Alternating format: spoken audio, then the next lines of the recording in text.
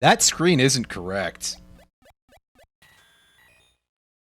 But you kind of knew that. This is a ROM hack, as you can tell, called Pokemon Recordkeepers. It's a hack of Pokemon Emerald. My copy of MGBA is on the wrong screen. Let me fix that so I can focus all my attention a little better here. So this is, my understanding is that it's sort of a bit more roguelike styled of a Pokemon ROM hack. There's plenty of these out there, I'm sure, because goodness knows people love roguelikes, and I don't necessarily disagree with that. I mean, some of them I'm a little bit not as interested in anymore, but hey. So we're going to check this out, and I hope it's kind of good. As I see it, their first choice that they've... can we take a look at who we are? We have a name input already. Very, very traditional Japanese sort of look to a lot of these parts. Not really surprising, I guess, on a certain level. I don't know anything about the story of this game, so I can't weigh in on that, but I'm just... When I say it's not surprising, I mean because, of course, a bunch of fucking nerds weighing in on weebs, you know, being weebs, everything. So, okay, I'm going to assume right off the hop, first of all, we have our character talking back. And second of all, I have already actually posted on the internets about this game because I was exposed to a video that I saw a little bit of it in. And it just sort of like cropped up in my my recommendations on YouTube, and the first thing in the thumbnail, and I roasted the fuck out of this character design for being you know, kind of an extremely mobile game-ish character design. Shut up, Throne. Jesus fuck. The neediest website anybody's ever come up with. Anyway. So, yeah, I'm assuming that this is the same character, just judging by the overworld sprite.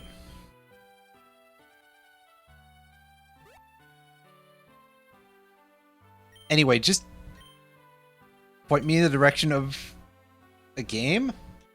Gameplay?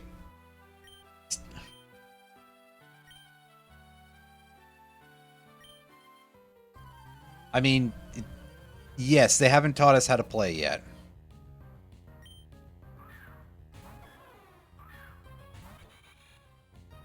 Oh, I see a bit of a differential here in terms of our power levels, to put it nicely.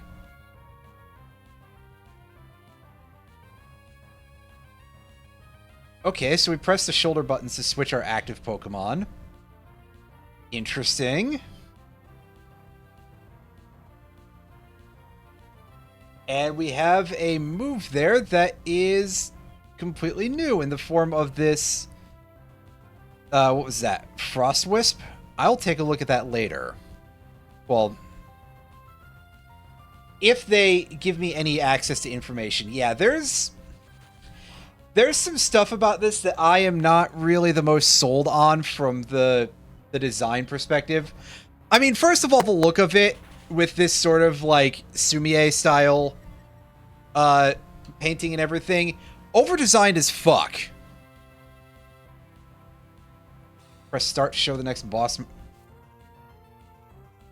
Okay, so they let us cheat, basically. Okay, no, it's not that. I guess to sort of give it a little bit of an aspect, very reminiscent of Slay the Spire, specifically, where you can see what type of command the enemy is going to use, and then you just pivot your Pokemon accordingly.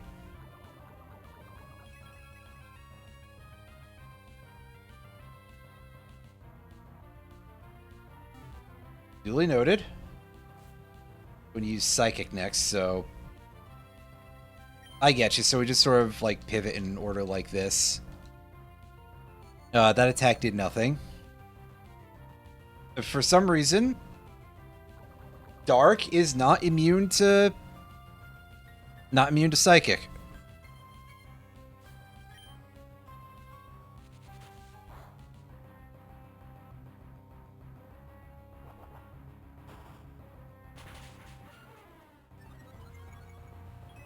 Oh yeah, I did see it. It sort of looked like the enemy had multiple health bars.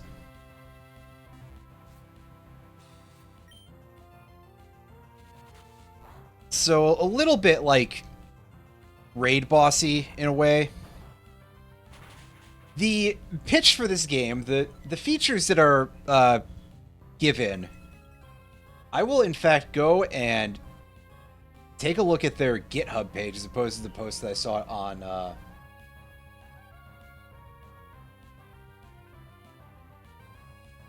on Poke Community, because that's where the Google search landed me.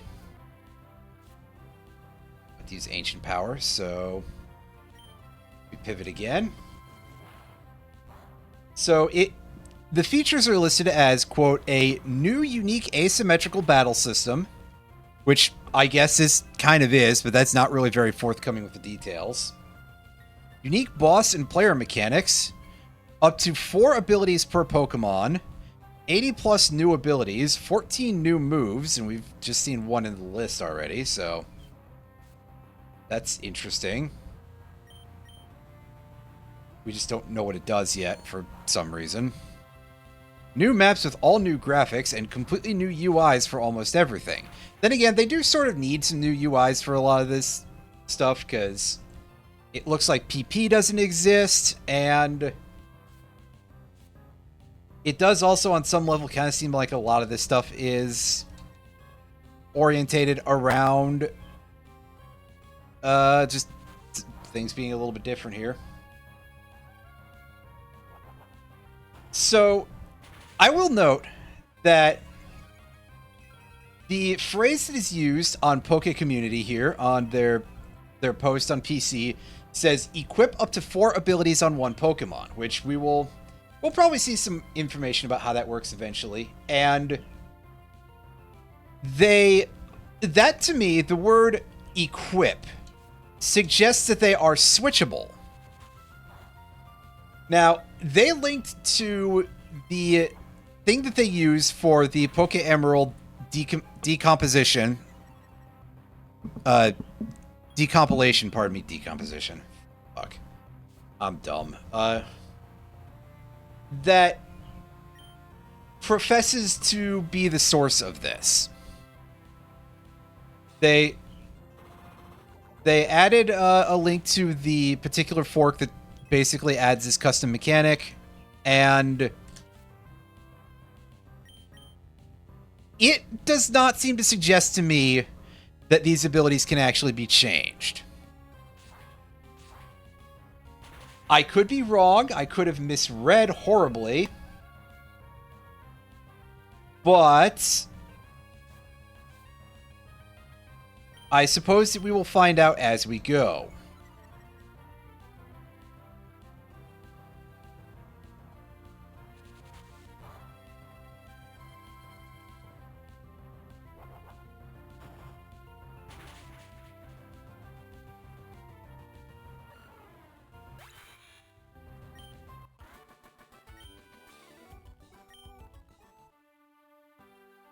Yeah, it doesn't seem to be much money yet.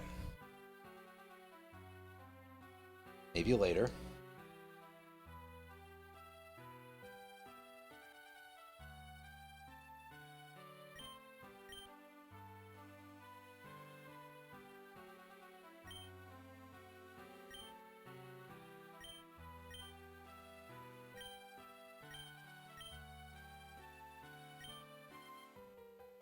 So that's how we enter our dungeons and everything, huh?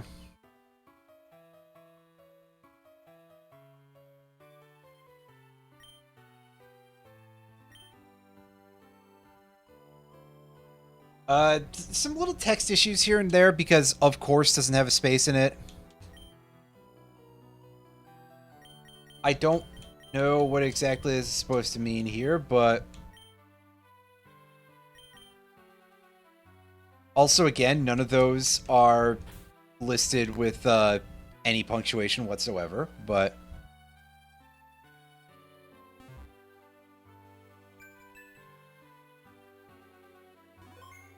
also, it did show there is already a saved file text for just a second and then automatically went past it.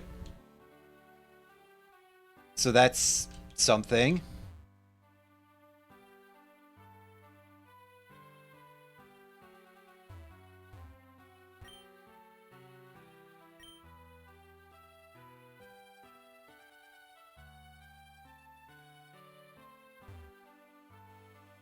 Ah, yes, I see. Apparently we're not good at most things.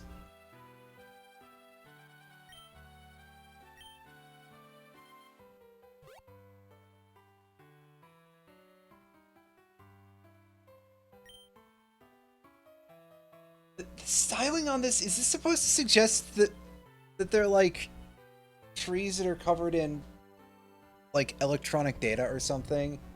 Like electronic foliage or something? Is that supposed to be the idea?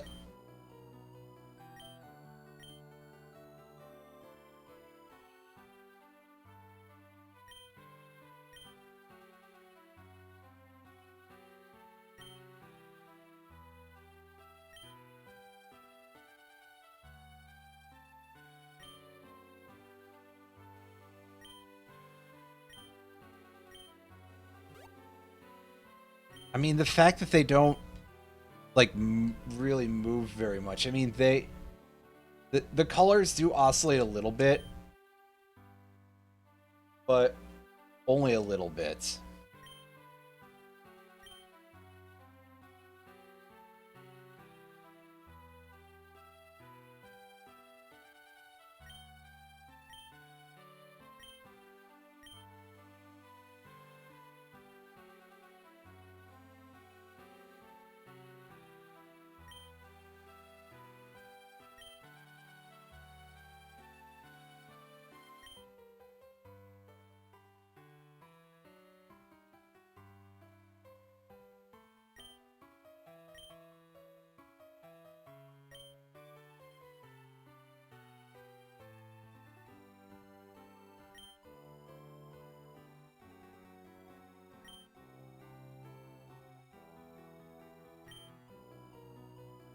Yeah, I'm trying to place what my opinion on this so far, but I mean, obviously a lot of...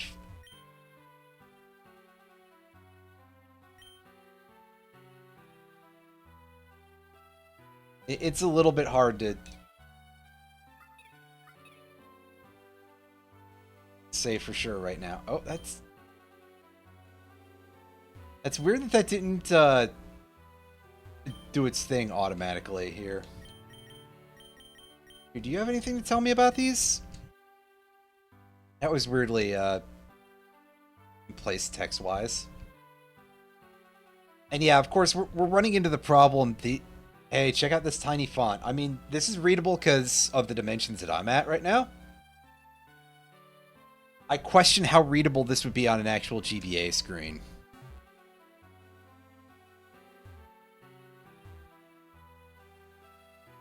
Also, okay, first... No, never mind. We can actually walk into a position where we're like on top of that. That's not right. That's not right.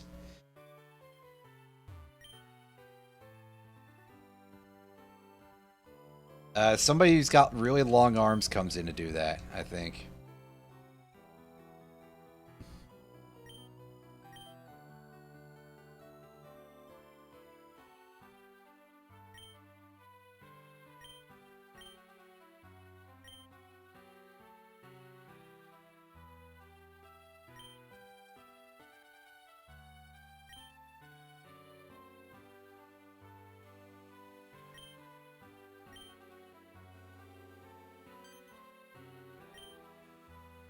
So yeah, I think there was just a position where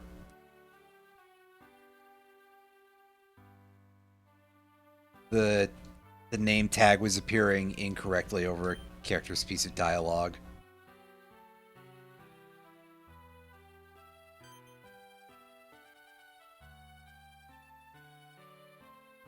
Hmm. So she's something strange about her, as you can tell from the ears.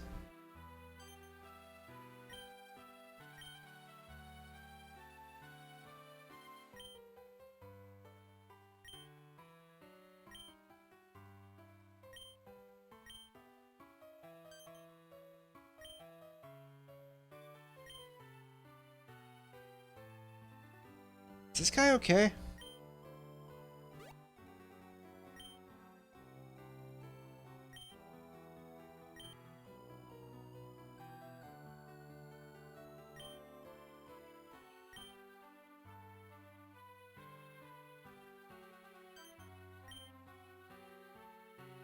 Everybody's way of talking is a lot of... It's significantly more conversational, I think, than a lot of other... than characters in a lot of Pokemon games. Not that they aren't very conversational, but I guess it's just, like, a lot more slang and stuff. Not that there isn't quite a lot of that in Pokemon, but it feels like it's more, you understand? So it does mean that the dialogue feels a little bit... Well, I guess maybe it shouldn't feel that far off. You know, it shouldn't really matter that much because it's not an actual game. It doesn't need to fit in with the actual Pokemon series, but still... Also, again, the amount of little minor grammatical errors, they're not very important, but they do bother me a little bit. Every time I encounter them, it just sort of feels like...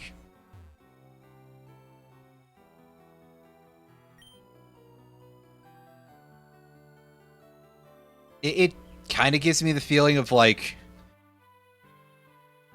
badly... perhaps partially auto-translated sort of RPG Maker game, which, I don't know, maybe I'm being a little harsh on it. Pokemon should feel like one layer of removed from real... I mean... Yeah, fair enough. It's just like... I don't know, the main thing that I'm saying about this is...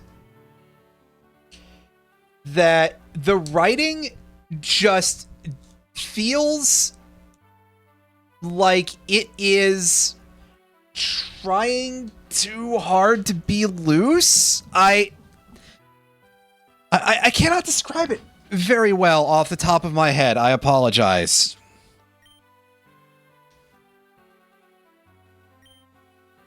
But it's definitely like a little bit off. Not that kind of off. And yeah, adds up to a filmy residue of amateurishness. Yeah. I certainly agree. Also, why does our boss have a tail, apparently? Because that definitely is much closer to what it looks like now. Especially with the woman with the weird fox ears.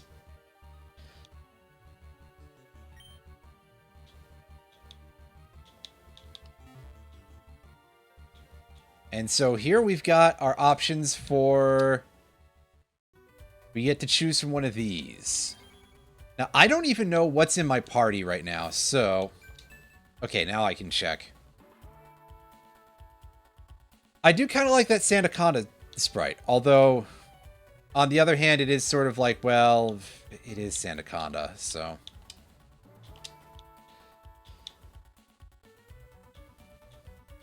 Ooh, I see what's going on here. Okay, so it looks like we actually can equip and unequip moves and abilities and stuff. That's cool. Yo, we got this guy. The pants bird. Dracozolt. There we go.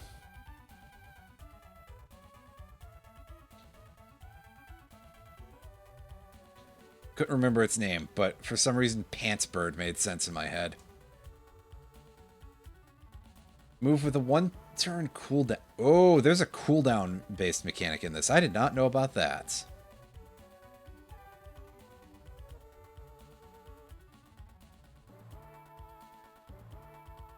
So Steelix has Foil and Earthquake.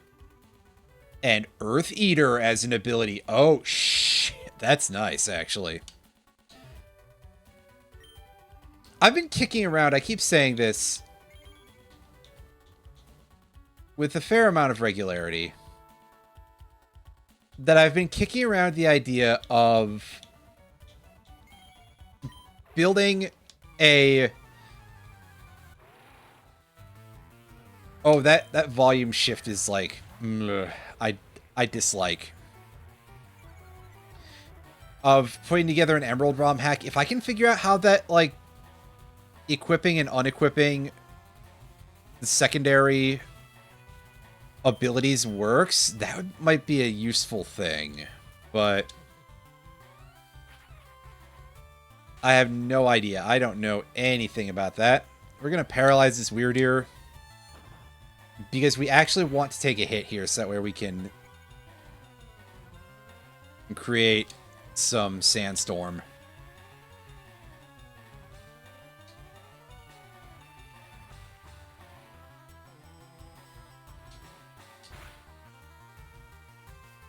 You've got a couple of different things, don't you, buddy? Well, you can start out by coiling here, and since Steelix is kind of an alright Pokemon, I mean, it's not necessarily a strong fighter or anything, but it is quite durable. So depending on what this goon uses next, Trailblaze. We're neutral to that, so I'm quite willing to just take a hit here. Because I don't know if our stat buffs are going to stay.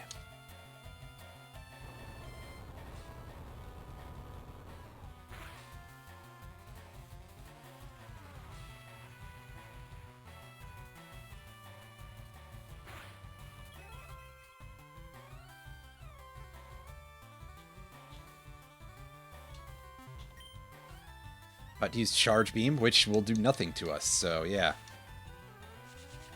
Yeah, I mean, it didn't do any real damage, so we're basically okay. I mean, that's the thing, is that Steelix isn't necessarily, like, going to strong-arm very many Pokemon by itself, unless it has Body Press. But you give it an excuse to build, it will do some good damage, and it is very chunky. So, especially on the physical side. Like, okay, Steelix's special attack is kind of... the special attack. Special defense is not that great, if I recall correctly. But, oh boy.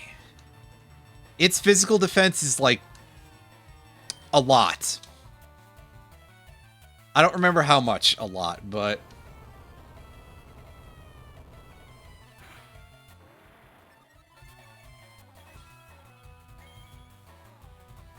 yeah, so there's its first health meter down. And now it'll try a Psy Shield Bash. It's something like that. I forget exactly how much. But you know what? I can Bulbapedia this while I wait. Yeah, 200. That makes a little bit more sense. Just because that's a little bit flatter. But yeah, I mean, this thing, even if we can just slow roll it like this, honestly. We didn't even have to set Sandstorm.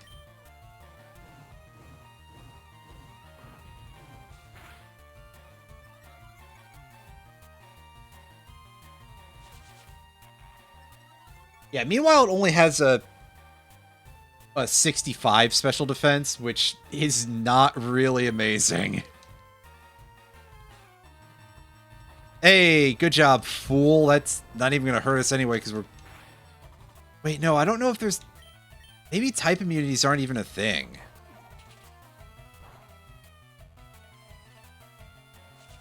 That seemed to be the case from what I... judging by that one fight that I saw earlier, so hey. Never mind whatever I was saying before. I assume HP is preserved between battles, so I probably should have... oh, huh? Okay, so it's added to our... it's plus 15 HP, plus 15 attack. Yeah, we probably should have waited around in order to specifically suck down a little bit more defense there, but hey. I will put Psy Shield Bash on to Draco's ult, which is one of those Pokemon that, like, I just really would like to use at some point. But I have no idea how important that's going to be. Now, Rhyperior is going to open with Head Smash. Good gravy. That is pretty rough.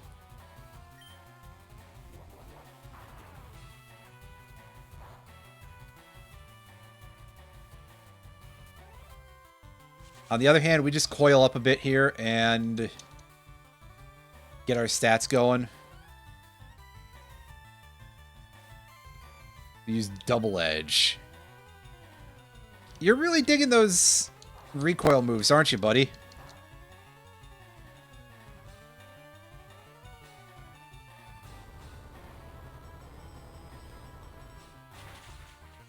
Really hoping you start whipping out an EQ or something. Yeah! That's what I need to see. Because then I can Earth Eat my way back up to some better business here.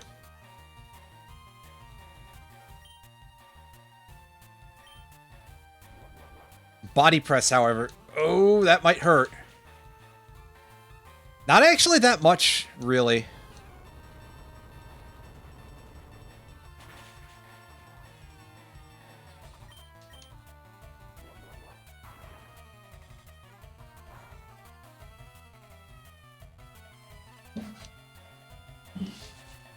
Yeah, Rhyperior has defense. It's got like 150 or something, but it could definitely be significantly higher. Boy, I would love to get body press out of this fight, though. I'll tell you that much.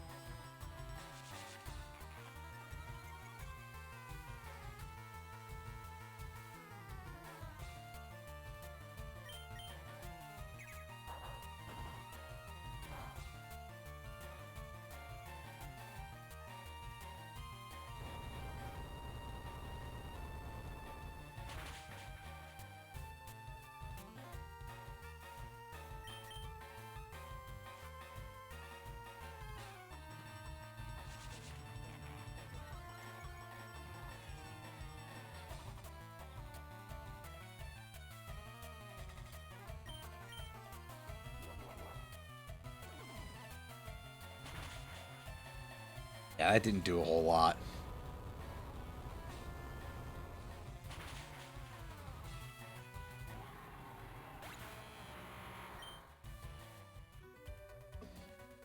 Obtained Rock Blast plus, huh? Well, that's interesting because we didn't see anybody use Rock Blast. Gives plus 20 attack, plus 10 defense. Once again, I think we just give that over to our old friend there. That's a Blastoise. That... Yeah, let's try and take on Blastus here. Let's see what you've got for us, buddy.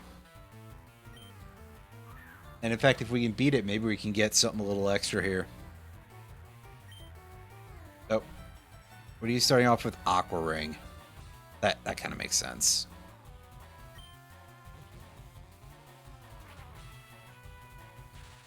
We'll hit it with the old Glare first.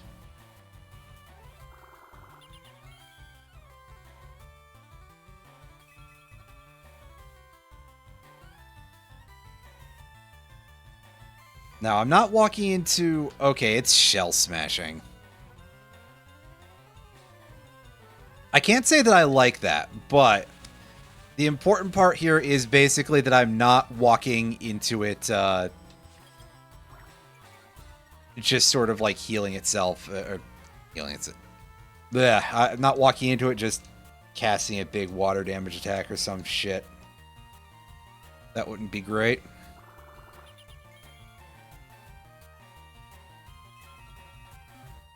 I'm about to use Hydro Pump. Now, we don't have anything that has really good Hydro Pump defense, so...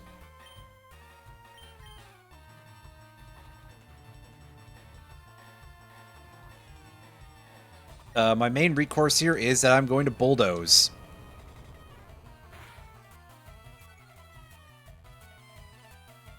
Because I want to chip some of its speed a little bit here, because... we should live through that. Yeah, we only took half damage.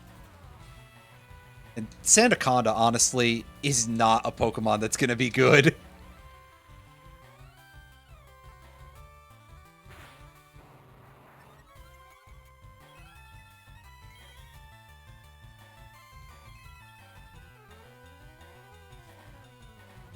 Alright, so it's about to try to use Hydro Pump again. So realistically...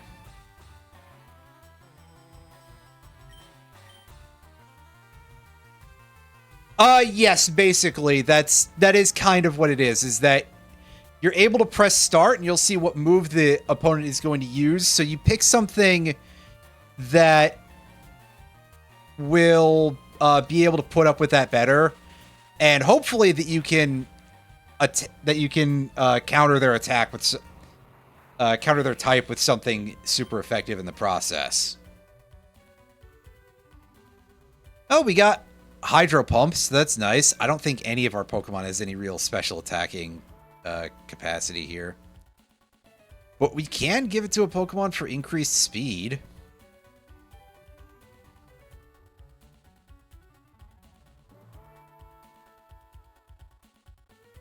We'll allow Steelix to... honestly, that's not that helpful.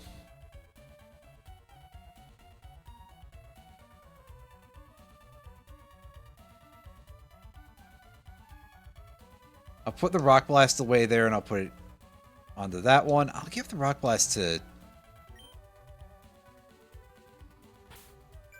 Sandaconda instead.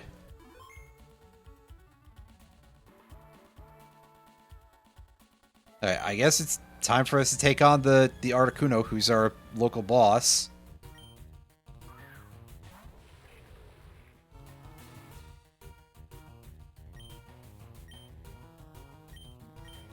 What's your...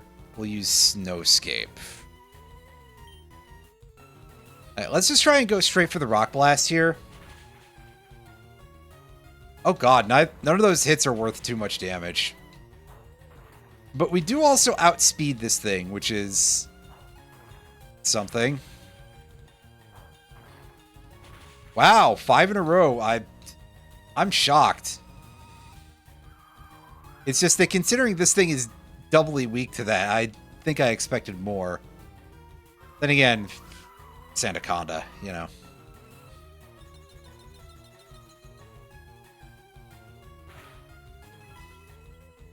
Ooh, you've got that as a thing. But we'll use Blizzard. So we don't really have a great anything to work against us for that. So I guess we will send in... we'll send in Steelix. Because it can probably soak that damage the best. Because it's neutral.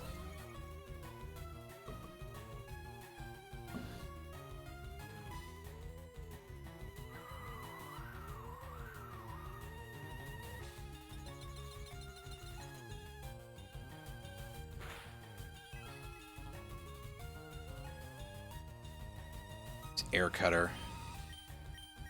Yeah, see, unsurprisingly, it's using special attacks, which we don't really have a great way of dealing with. So, however, again, for some reason, immunities don't exist in this patch.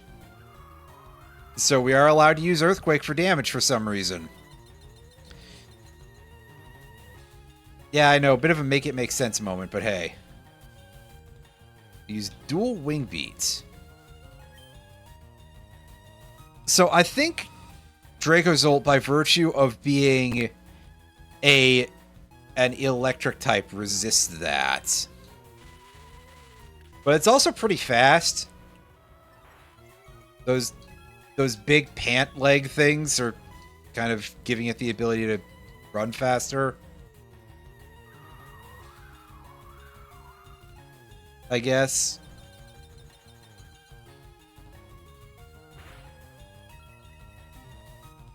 And drop some giblets on us.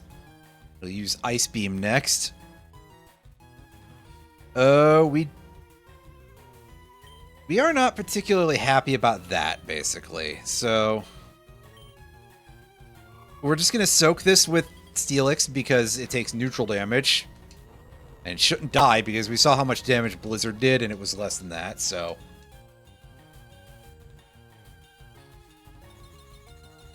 Yeah, and now it's going to just keep dropping chunks on us. Use Ancient Power. So, yeah, Sandaconda? You should... Oh, does ground resist rock? I don't think it does, but... It should be able to take that anyway. And that'll set Sandstorm. Which is kind of nice.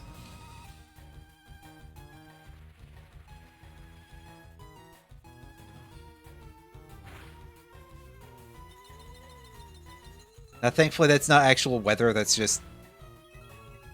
It deals hail damage for some reason. Use Air Cutter. So we'll get in here with the old Bolt Beak. And just crack that health bar.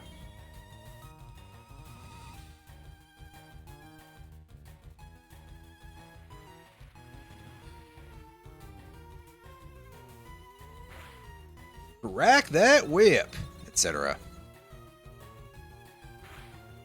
And what's up next? Ah, you're gonna Snowscape. Of course you are. Well, truth be told, I don't care about that. I'll just Psyshield Bash, and then I will Bolt Beak the next turn. Like, okay, we lost our Sandstorm. Big whoop. That wasn't necessary for our strategy. Probably. I think Dracozolt might have, like, Sand Force as an ability or something. It's a real pity I can't check in the middle of battle, but, you know. Yeah, we must have had Sand Force. Either that or we just landed a crit earlier.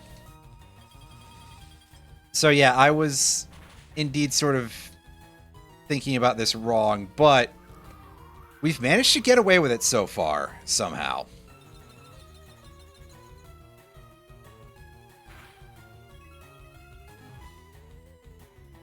Okay, Sandaconda.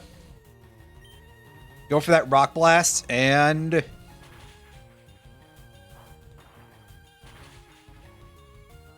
maybe we'll get the kill? Oh, not quite. Although, we should have it now because we'll conjure a Sandstorm. And we'll deal Sandstorm damage at end of turn to get the knockout, right? Yeah. Yeah. Obtained Whiteout. I am not completely sure as to what that is. That doesn't tell me anything, game. I mean, I guess on paper it's supposed to be some sort of, like, map, but also... it is not.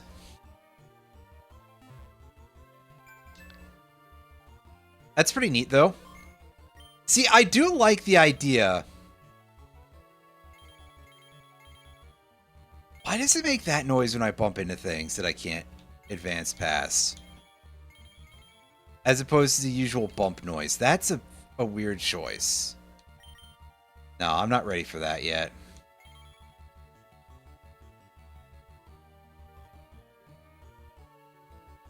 I do think that this whole idea of equipping and unequipping abilities and moves and stuff like that is actually quite cool. And that's the Tapus. There's our legendary beasts. Those actually kind of make sense for this art style and aesthetic that they're going with. Okay, so I have to pick one from each area, and then I assume after that we just sort of open the portal to whatever the boss is, right? And here's the Paradox Musketeers. The Gen 8 versions of the Gen 1 birds. The Paradox Beasts. Oh, I like that Raging Bolt sprite. Where it's just got the neck curled around. Like this sort of classic Brontosaurus pose. I think Ancient Bronodon or something has that artwork. And here we have the Treasures of Ruin, which kind of makes sense as a counterpoint to the island spirits up there. We can fight Chiyu, Tinglu, Jianpao, and Ojian if we wish. I'm overdoing the pronunciation on those a little bit, but anyway. What do I actually feel like fighting right now? Like, are any of these super obviously fairly easy? And the answer, quite frankly, is I don't know.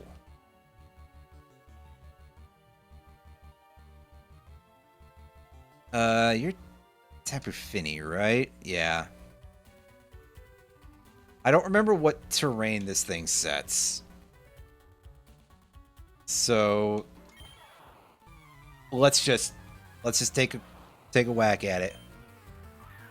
And I see we got a Pikachu, huh?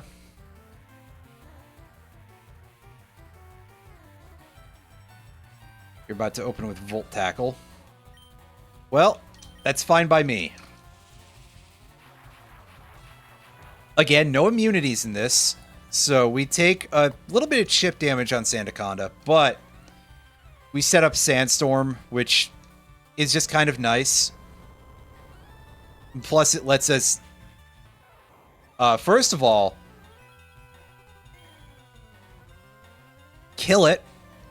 And second of all, we rip some of its speed off. Hold up. Yeah, you're about to use Volt Tackle.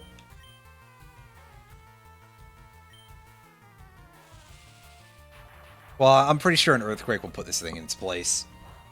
It's a Pikachu. Its defenses are made of paper. Oh, whoa! Hold up! Now, excuse you, that is not how that ability works. Oh, that was an unexpected change. Whatever, stay the course. We'll be fine. Probably.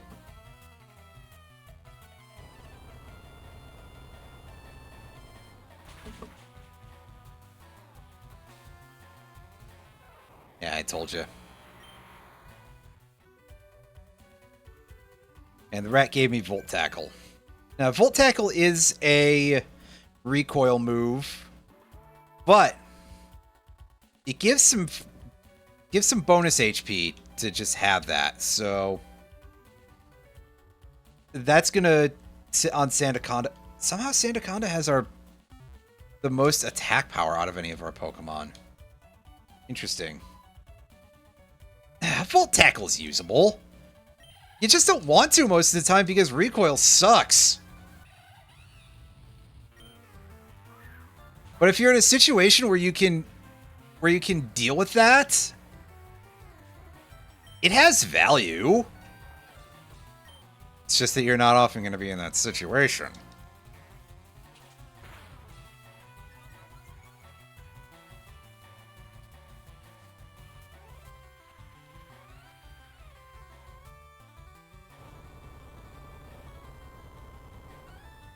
fucking Sandstream it, and unfortunately, Infernape is a little bit beefier than Pikachu, so we didn't manage to just snap this thing over our knee like a dry twig. It's gonna use Fire Punch, which means this is probably our best bet. As silly as that sounds, but hey. Dracozolt can get in there and Psyshield Bash for not a kill. Really? You are laying down on the job, my guy.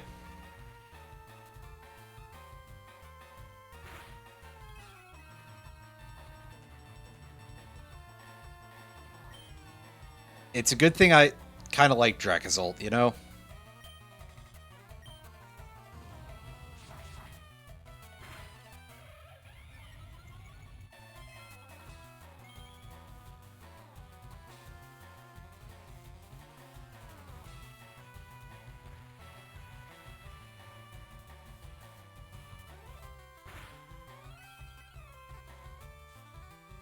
About to use Power Up Punch. Well, we take neutral damage from that because Dracozolt is Dragon Electric, strangely enough.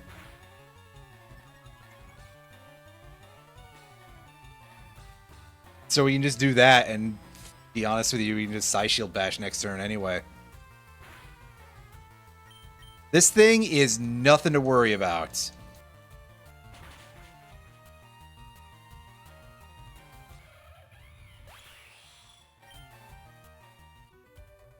Now, give me something cool. Close Combat Plus. I mean, Close Combat gives +5 attack, +10 def, +15 spadef. That is kind of a nuke. Iron Fury, how are you? I saw that you started on a Pokemon Emerald randomized Nuzlocke today. I'm kind of surprised you didn't randomize everything, you fucking madman, because I know what you're like, but hey. Do as you believe to be the best choice or something like that. Let's... Are you the ideal choice for this, Sandaconda? To have that +30 HP? I'm actually going to yank it and I'm going to put Close Combat because somehow Sandaconda has ended up with the highest attack stat on our team to begin with. So, like, it might be the best Close Combatter. You thought about it? That's entirely fair. So, yeah, you definitely got a really strong start. You don't need me to tell you that, but you really got a strong start. Oh, I probably don't need to glare to start this off, but we'll do it anyway.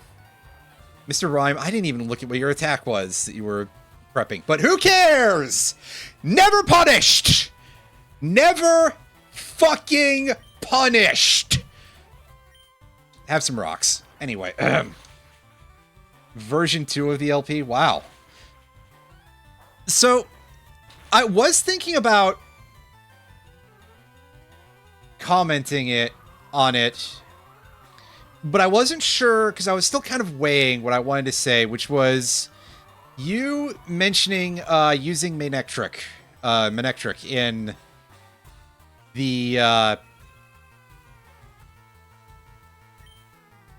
in a typical run of Emerald, and I sort of had this like weird thought that I was like, you know, I don't think I've ever, outside of like the first couple of times that I ever played the game, used Electrike or Manectric in any other run of a Pokemon game. I can't place why, but it has never felt that good. Which is probably kind of weird to say because you can think about that, and on the other hand, I'll just be like, oh yeah, Houndoom, I'll just pick that up all day, every day. Houndoom and Manectric, I believe, I forget if the stats bear this out in Gen 3, but they are kind of like sort of parallels in a certain way, and that was a thing that was enhanced further with Gen 6 giving them their Mega Stones.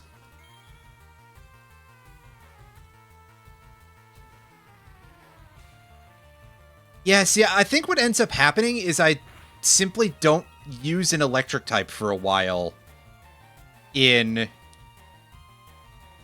Hoenn until I get the ability to pick up Magnemite, which, you know, I'm sure that some people look at me like disdaining Manectric and then just going over like, oh hey, Magneton, I gotta pick that up right away, and they'll be like, that's a choice, all right.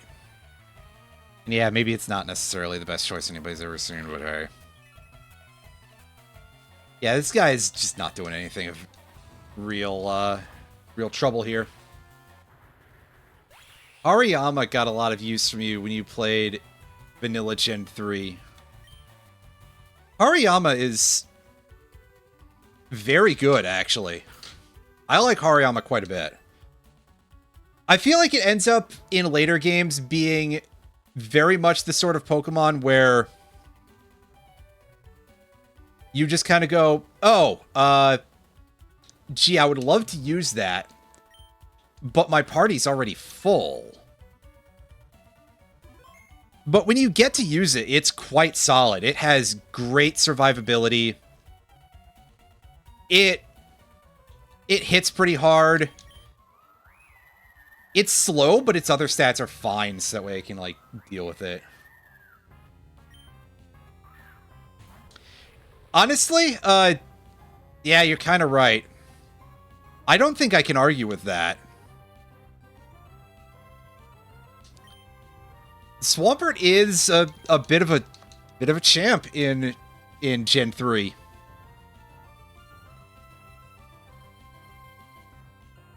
Oh hell.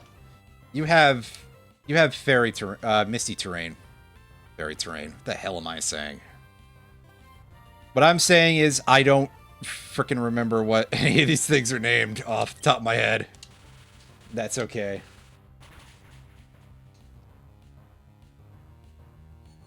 Well, Water Ground is also a really good typing, especially back then. I think it has since gotten to be one of those things that's just like, well, it's still good, but it's a little bit less cool. I think just by virtue of, like, when I say that, I'm not saying that it's become bad or anything, although, I mean, there's more grass moves. At least I feel like there's a little bit more that you can use grass moves. But I just think that there have been a lot of other very good typings that have started to crop up over the years. And there have been a bunch more water ground types. So a lot of the uniqueness creep kind of disappears, which is weird to say because Swampert wasn't even unique in that regard back in the day. It's going to use Nature's Madness. That's deeply unfortunate, but we'll switch into Sandaconda. So that way, it'll take the Super Fang effect, and again, Sandaconda isn't, like, a Pokemon that I'm amazed by, even though it seems to have ended up with my good stats. Plus, it lets me click Bulldoze. Yeah, exactly. It's like, when I say that Water Ground doesn't feel as ridiculous as it did back in the day, that's more in the sense of, like, okay, a couple of other cool typings have appeared on top of it. It didn't get weaker. It's just that, like, if you look at the order of the list or something, what I'm saying is completely dumb, I acknowledge. But, yeah. And yeah, Whiscash isn't really a very strong Pokemon to use, unfortunately. I don't dislike Whiscash, but I wouldn't really pick it, basically. Although, of course, I think any of my emotions surrounding Whiscash are always going to be very specifically affected by the fact that my main memory of Whiscash is playing Gen 4. I believe it would have been Diamond version specifically. And going up against Bertha, and I was not leveled enough, so I ran into her Whiscash, and she hit every fucking fissure, and I was just like, I was about to throw my fucking DS out the window at that, man. That's like, that's dirty. Like, come on, man. Yeah.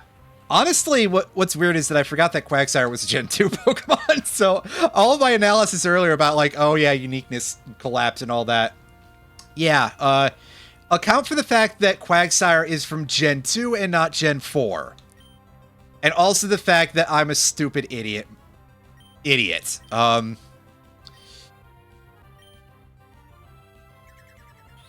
Quagsire is, like, the most bizarre Pokemon in, like, more competitive levels. At, like, you know, for, like, all the Smogon tiers, because Swampert is, like, a Pokemon that gets better the higher caliber of BS that you have to deal with. So it can end up still sitting at, like, one of the lowest tiers out of the entire set, except also that it's still swinging its dick around in Ubers and sometimes even higher. But yeah, in terms of one player, Quagsire isn't going to destroy the world, but it is kind of cool. Using a water move sets Misty terrain. Okay, I get you. You don't want, like, free terrain setting from that. Not the master. Hell no. Hell no. Okay. So, remembering that we're rocking a lot of Sandstorm kind of stuff, I am thinking that even though Dracozolt is our, like, real tank buster for the group, I'm thinking that if out of the beasts, should we go and fight Raikou, or should we go and fight Entei? Yeah, dogs. Yeah, exactly, Tav. They're really not. They're, well, okay, some of them are a little dog-like, but, you know, a plurality of asterisks involved there.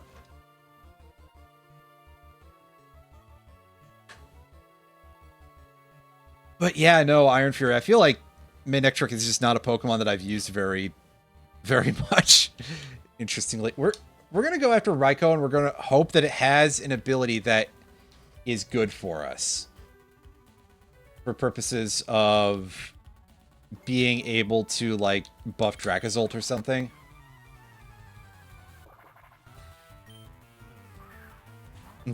But you still hit. Yeah, I can dig it. It's a choice, all right. Anyway, this is a cast form, so the Terateru Bozu, pardon me, the Terateru Bozu, but with truck nuts. Let's go ahead and hit this thing with close combat and hopefully put it out of its misery. And the answer is no. Sandaconda, you are performing exactly as I would expect you to be honest with you. Classic Sandy Condom, you know. That Pokemon that everybody has always wanted to use with great frequency is Sandaconda. Should have been part drag. I mean, that would make it a hell of a lot better. I'll tell you that much.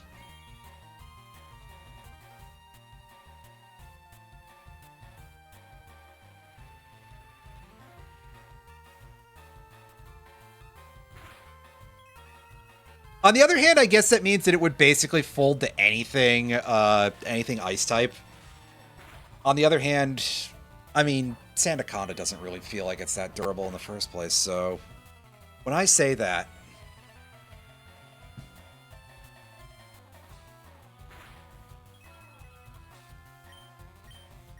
Yeah, I mean, does Garchomp need to be losing it any more of the uniqueness points on its type? Yes, actually.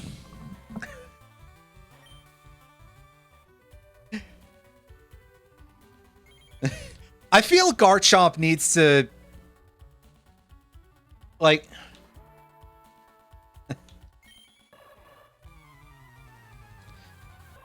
I mean, true, but Garchomp is also, like... Garchomp is just kind of capable of everything, so... It's... the most used Pokemon in Champion... Yeah, I'm not surprised by that. Aren't the Fairy-type options for Champions just kind of shit right now, too? Like... Well, Garchomp is getting a second Mega because, you know... It's...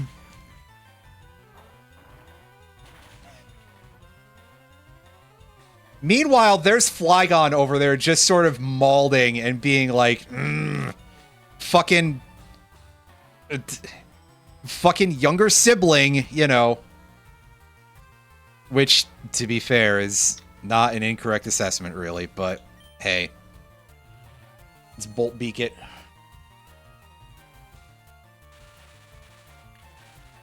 And rather that than Charizard getting a third, yeah, I'm with you.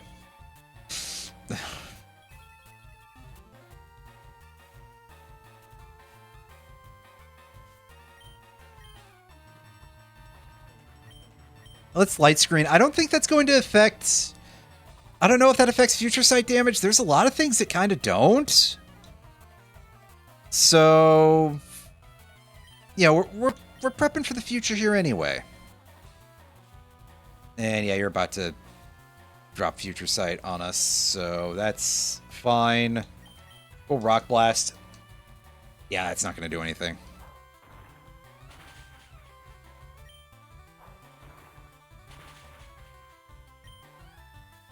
Yeah, there's...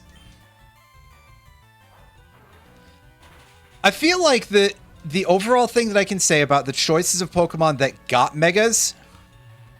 Now, I'm not here to talk about how good or not the Megas are, because, oh boy, there were some choices that were made there. The choices were better than I thought they would be, but...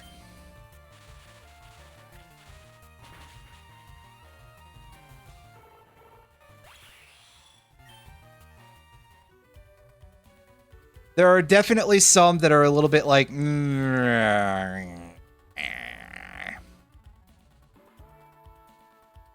it's plus 10 special attack and plus 20 SPD. Plus 15 and plus 15. We don't really have special attackers on this team. Like, Dracozolt has our best, and why would I bother actually truly using our special attacks on Dracozolt when first of all, I just have Hydro Pump equipped for the stat buff.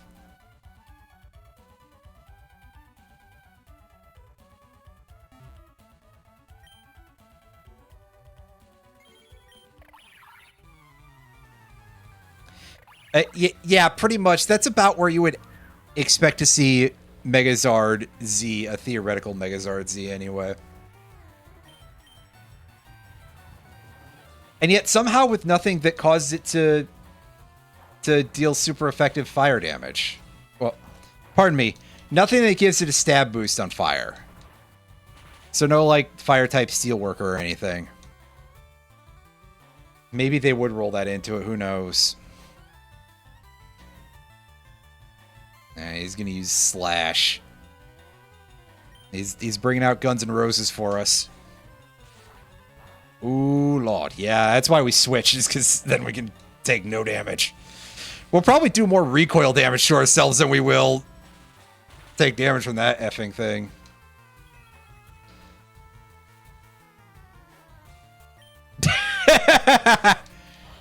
Nice. It would definitely be in that sort of area because, yeah. Zard is there to appeal to 12-year-olds. Increasingly.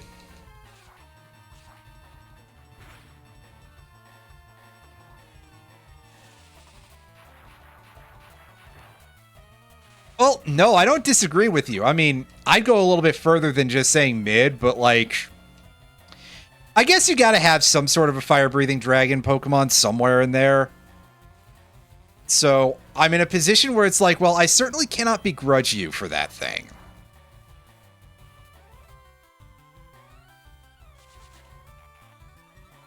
But I can definitely talk shit about the fact that you've decided to, you know, push this forward so much.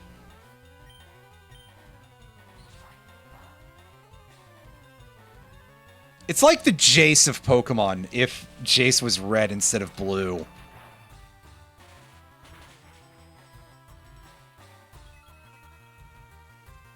And now for things that will not be explored in Reality Fracture. Oh.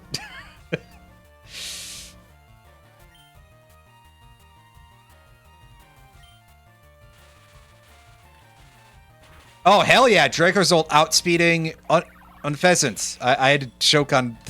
Because I immediately thought of Wolf Glick's complete mispronunciation of it.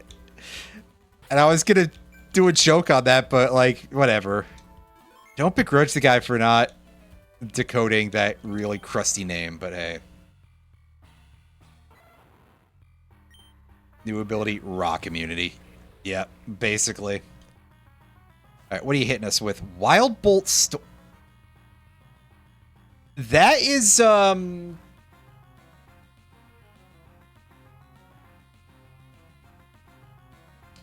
I'm tapping on the desk a little bit. I don't know if that's getting picked up, but... Trying to remember, that is... Thunderous's attack?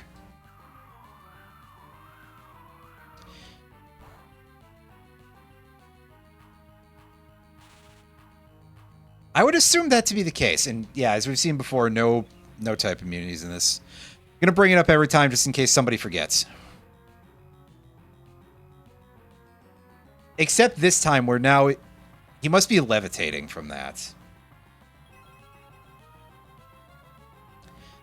Emboar is definitely a Pokemon that gets no respect whatsoever. And I don't believe that to be fair, to be honest with you.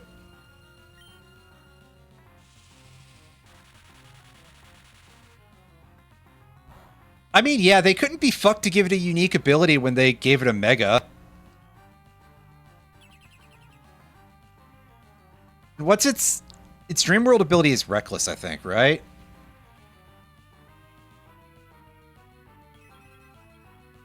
Which is kind of good, but also that doesn't really justify any of the... you know, that it could do a lot better than that, right? Alright, so Raikou is going to Tailwind. And we're going to go out a Dragon Claw.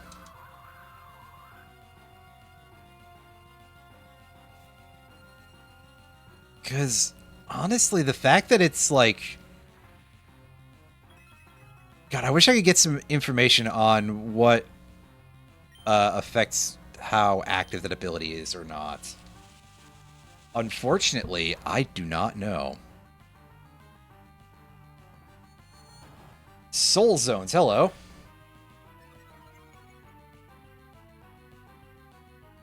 Yeah, I think Emboar probably deserves a little bit more love, to put it nicely. Okay, so now it should be back on the ground, right? Until this Wild Bolt Storm inevitably makes it fly again or something.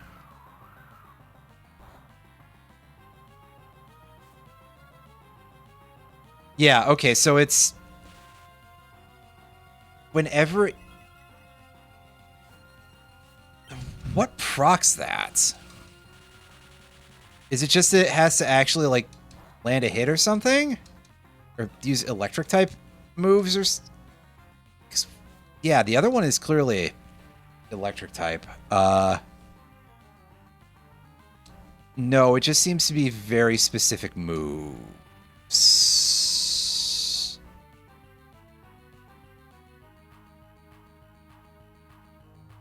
Because it's going to Tailwind, and I'm sorry, I thought I had more text to mash through. Whoops. Yeah, so I've got to interfere with this in order to be able to actually hit it with ground-type moves.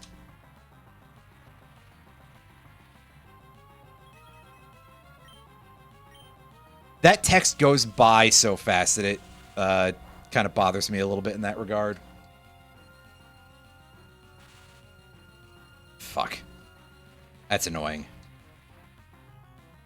See, I keep not thinking to try and paralyze electric types in this because I don't know if that's a thing yet. I think I usually use Samurott mostly by virtue of the fact that... Yeah, see, it's immune to paralysis, so... Our one status effect here is not really a thing that we can put to much use. That's unfortunate. I usually pick the water starters anyway.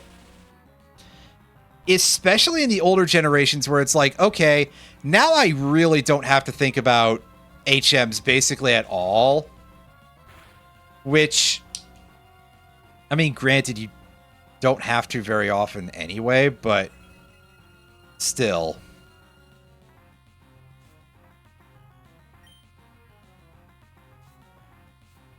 Oh yeah, that doesn't tell me anything special. Let's just try and hydro pump it.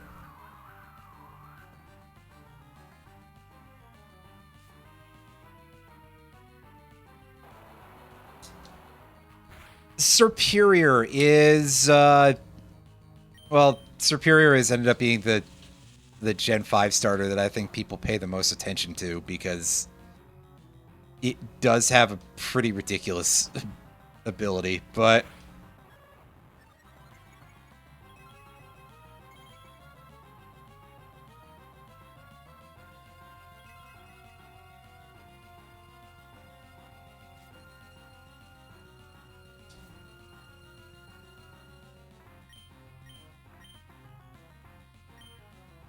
I think Hisuian Samurott added a nice little bit of like extra detailing stuff to Samurott's design.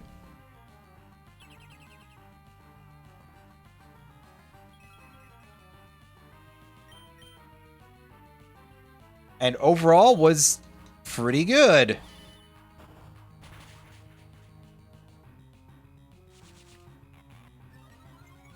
Trying to Sicko's Magnet on Redbubble. Go for it.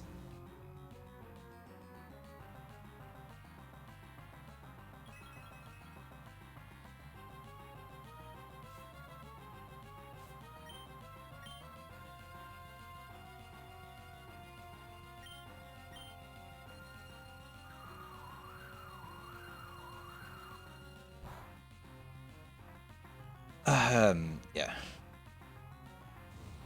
Hold on, I'm trying to place the order here for those.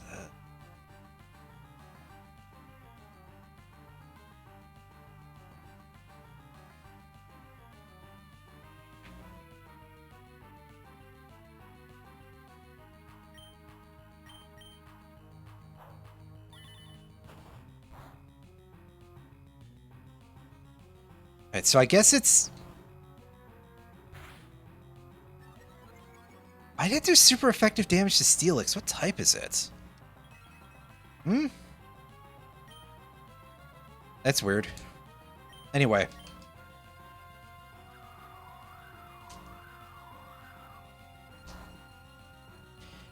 Yeah, the Gen 4 starters all had a type that ran counter to the main type of the previous starter in the rotation.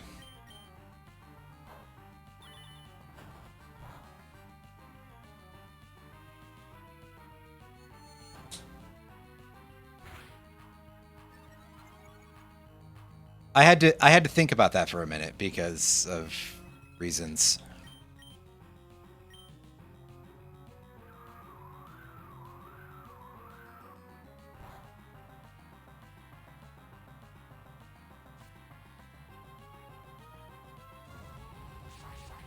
Meanwhile,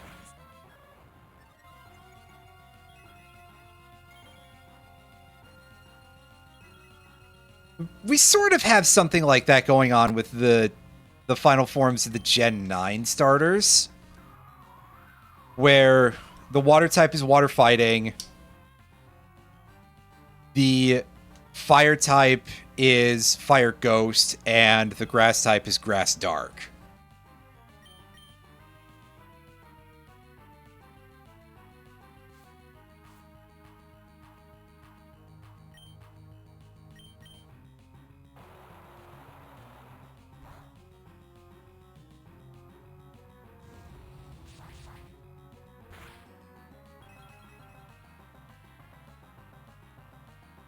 Yeah, and Empoleon has a steel type that gives it a lot more durability against the other guy.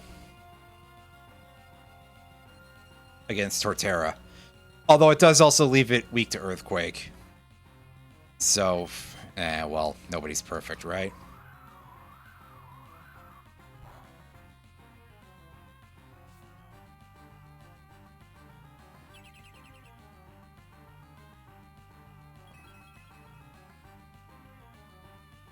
Alright, well, I think Sandaconda can probably come up here and start doing some work here for a bit. Alright, you forced me to use force. Yeah, I mean, but that kind of works for any water starters, basically. That's its move pool. Yeah, it was kind of a good idea. And I'm surprised it never really did more with it as a type setting, a set of types, rather. It's Karate Chop. This thing has a really wide pool of stuff it can do. Like, for some reason in Gen 6, oh, good shooting, Tex. For some reason in Gen 6, they gave all the starters a secondary...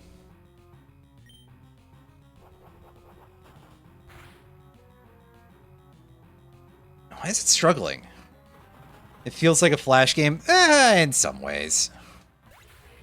I wouldn't necessarily disagree with that entirely. And Rising Thunder. That... Actually, I think it's a move. No, it's not. Pardon me. Oh, we have Roost. I did not realize we had Roost. Yeah, 3-turn cooldown. They gotta make it a problem.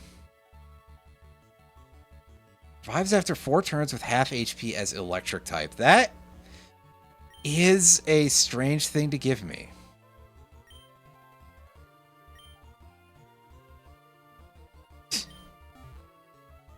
Roundy, please. Okay, so we've dealt with both of this room here. Does this do anything? No.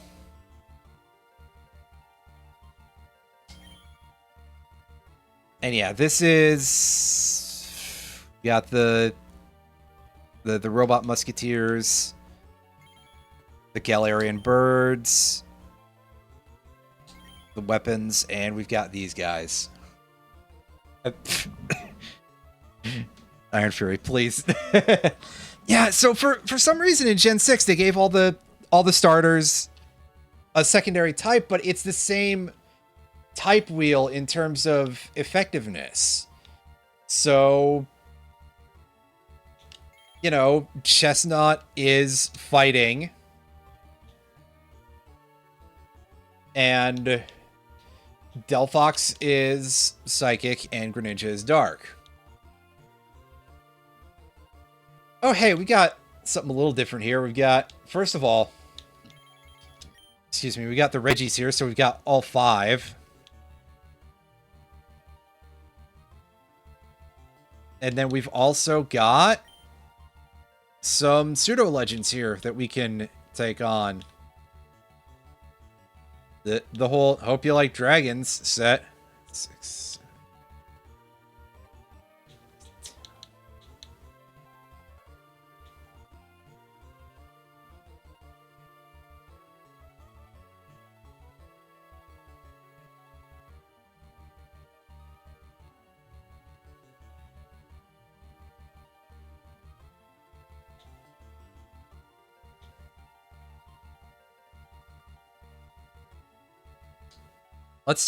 Let's go after Metagross. It resists our Sandstorm, but I feel like we've got enough stuff that we can use against it anyway.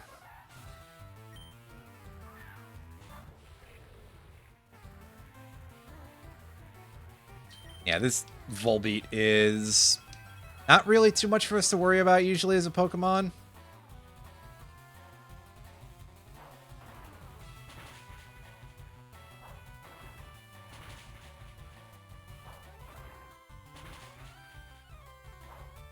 Chuck some rocks at it.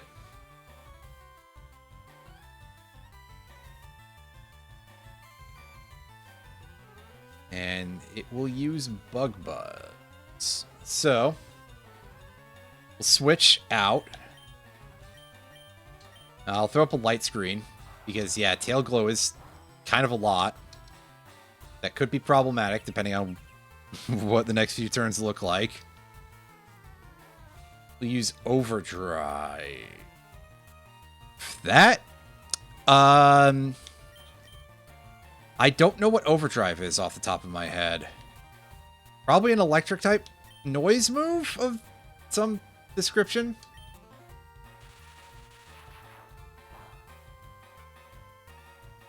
Fire Ghost has definitely become a thing that you see a truly bizarre amount of. Like, Fire Ghost was kind of cool in Gen 5 when it was a unique thing for Chandelure.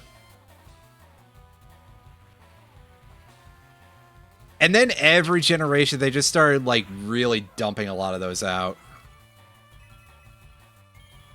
I feel like they've been using some of the cool, unique, interesting type combinations a little too heavily. I won't really disagree with that.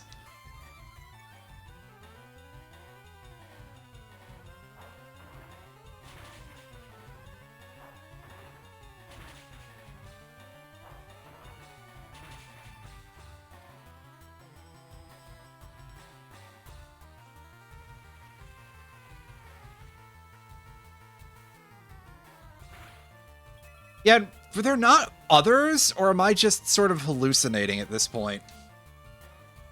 It's very possible that I'm misremembering entirely, but I could swear there were other Pokemon who had that type combination as well. There's a very small amount of type combinations that just don't have a Pokemon yet. Yes, that... See, I knew I wasn't imagining it that much. There's a very small amount of type combinations that have not been used other than ones that involve normal. And I mean, those kind of count. It's a useful... It's useful typing to have.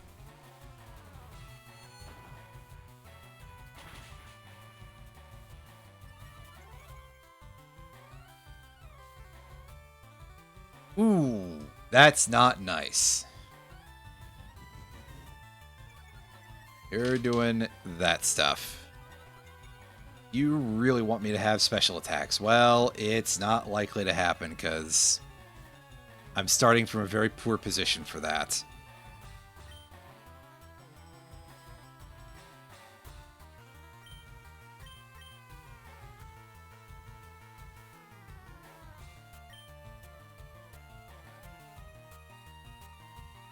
Ah, hell, we even missed our Rock Blast, which wasn't going to do too much damage anyway, I suppose.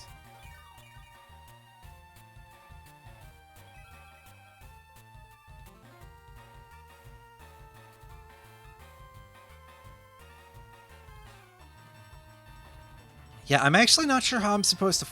what I'm supposed to do with this. I don't have a lot of good options here.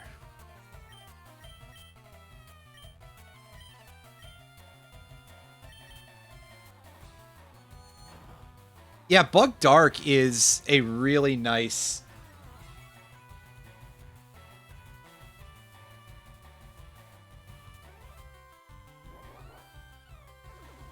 a really nice type combination that I'm surprised I hadn't gotten to sooner.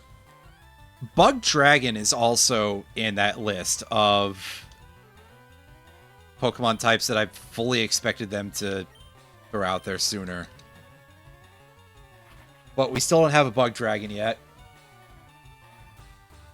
Rock Ghost is one that I'm surprised we haven't seen as well.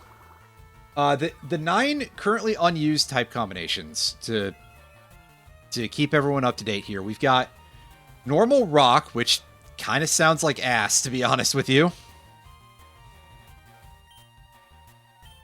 Oh, what? Taunt fucking carries?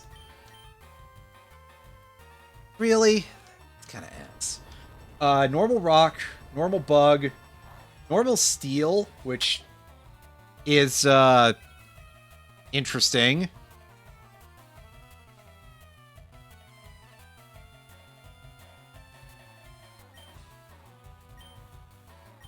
Yeah, well, I guess we're gonna chip ourselves pretty hard here.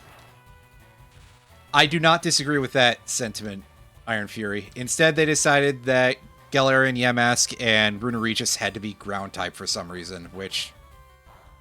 like, come on. I wasn't going to use those fucking things anyway.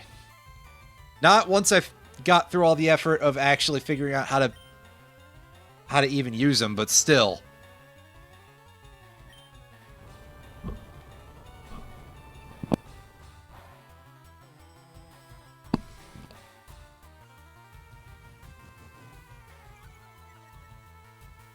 Then there's Normal Ice, Poison Ice, Ground Fairy, Rock Ghost, and Bug Dragon, which I've already mentioned, and Fire Fairy as the complete set of unused type combinations. It's Leech Seed. Oh, God. I don't have much to trigger Sandaconda's Sandstorm, which I kind of want to be able to actually try to break this guy a little bit. I suspect it'll happen at some point.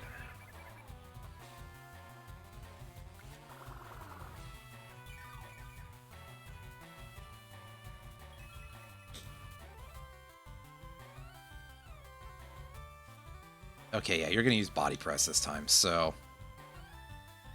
that will actually make it worth trying to hit this.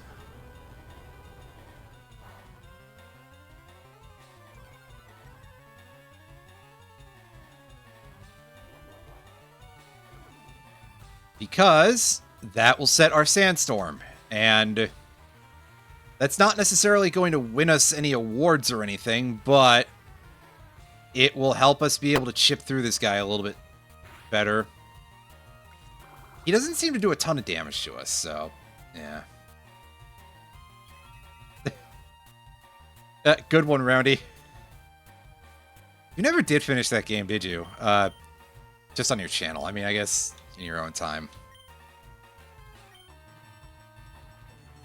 I feel like we could have a Fire Ice legendary themed around something, I guess. I'm not sure what else you would necessarily have that would be Fire Ice, unless it's a case like Galarian Darmanitan, where it's an ice thing that is full of fire,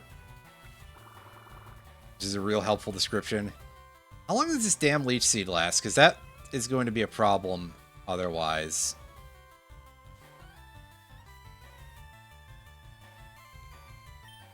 And yeah, because for some reason that carries over. But hey, at least the paralysis seems to be hitting that spiky shield constantly. That's nice.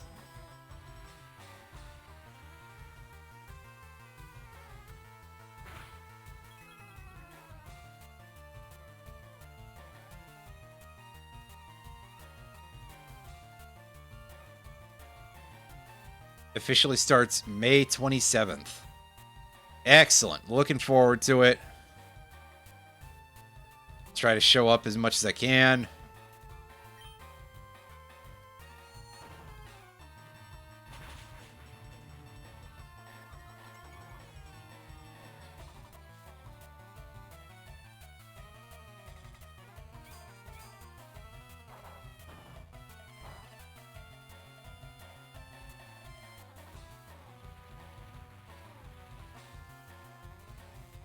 Oh no, more server. Excellent. Perfect naming.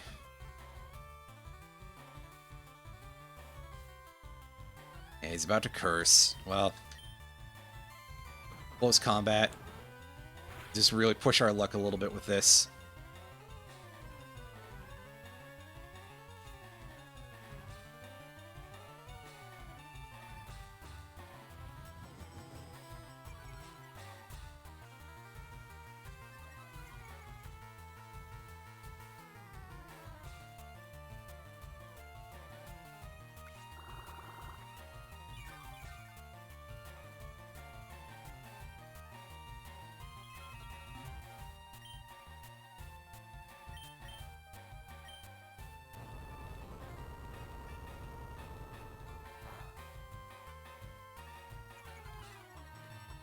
Yeah, this has turned into a complete clusterfuck of a fight here.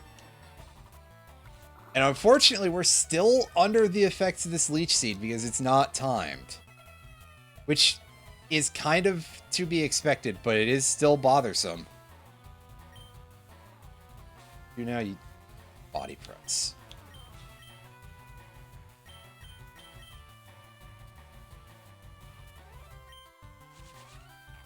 Yeah, we can just coil for a bit and then I guess try to Earthquake some.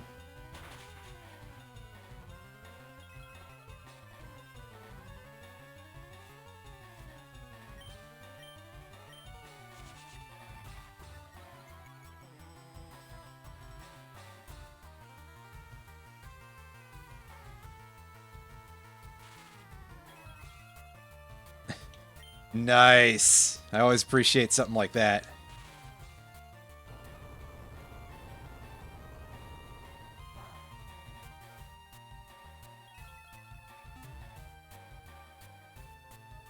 Okay, well, Leech Seed appears to be over.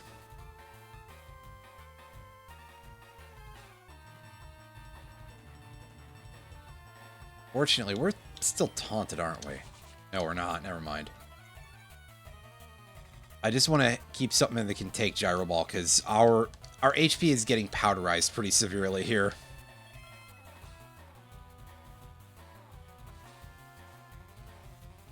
From all of the pain and all of that we've been dealing with here.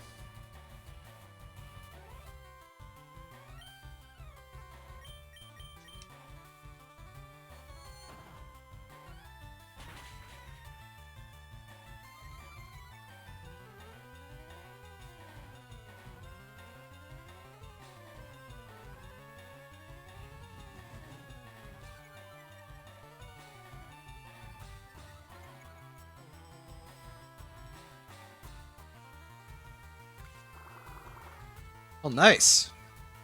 Less nice is the fact that I got hit by this. Oh. Oh, wait, is Leech Seed a thing that works only on the specific Pokemon that have been targeted by it? Okay.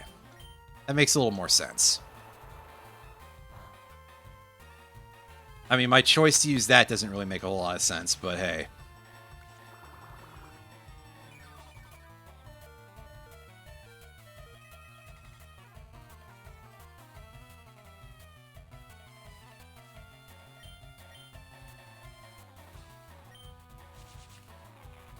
Now, about that type combination chart. I mean, disgusting that I'm posting a link from Reddit, but here's the chart that I was using for anybody who wants to review that and go, holy shit, those really haven't been used in that long?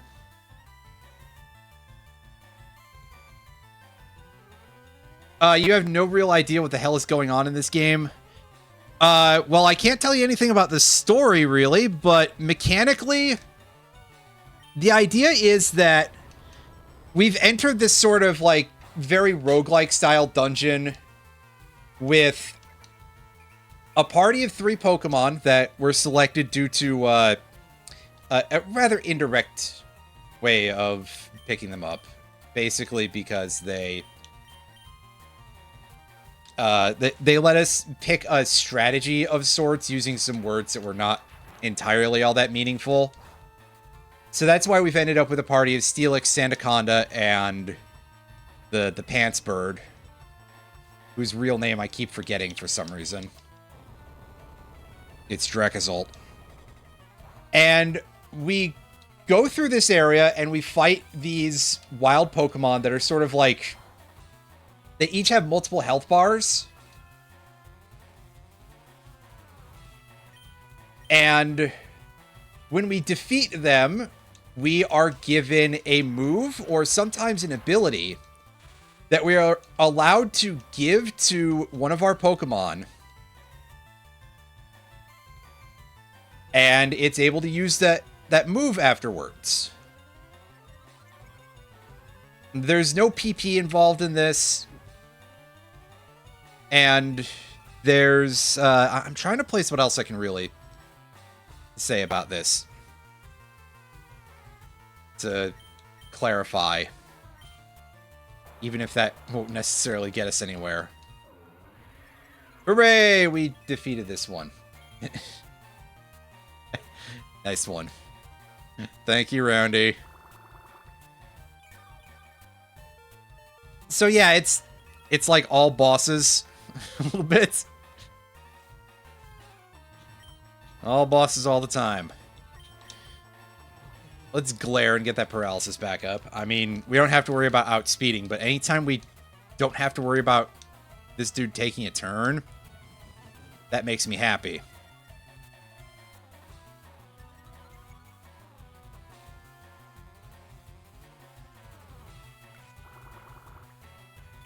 But yeah, it's sort of like you have a 3-on-1 type of battle system, and it is supposed to be somewhat of a roguelike style game. I say roguelike style, which is a very silly way to put it. It's a roguelike-like. A roguelite, perhaps. Although I hate that term, and I regret saying that now. I'm upset by what I have just done. And I'm unhappy with myself. Oh yeah, and also, visually speaking, everything is wildly over-designed. I'll say that part. That's sort of my, like, personal opinion, perhaps, but, you know. Oh shit, I forgot that Sandaconda was still seated. Well, at least Steelix isn't. That's pretty good.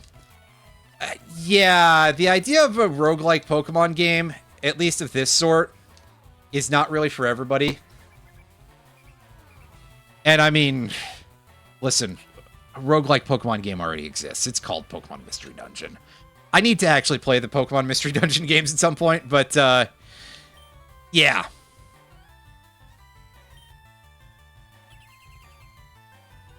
Setting that part aside, yeah, it's definitely something that revolves a little bit more around, you do have to puzzle your way out of battles because most of them are, well, puzzle battles. Puzzle fights. Not to be confused with Puzzle Fighter. That's completely different. We don't want to scare Plastic Allen off before he comes back, now do we? So, I think this is a thing that is, you know, aside from the gripes that I've already had, pretty interesting in controlled doses.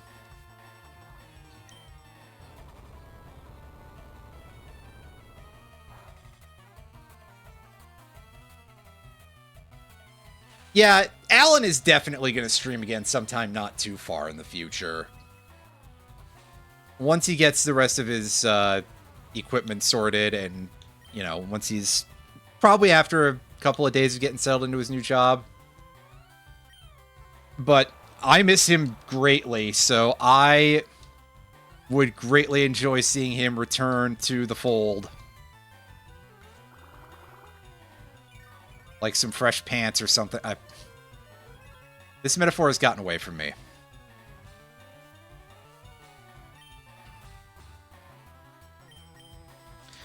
So, this is definitely something that is for a very specific audience. And it doesn't help that I'm in a position right now where I'm, like, just chipping this fight down in the stupidest, shittiest way possible. And just kind of going, yeah, well, eventually we'll technically get out of here, guys.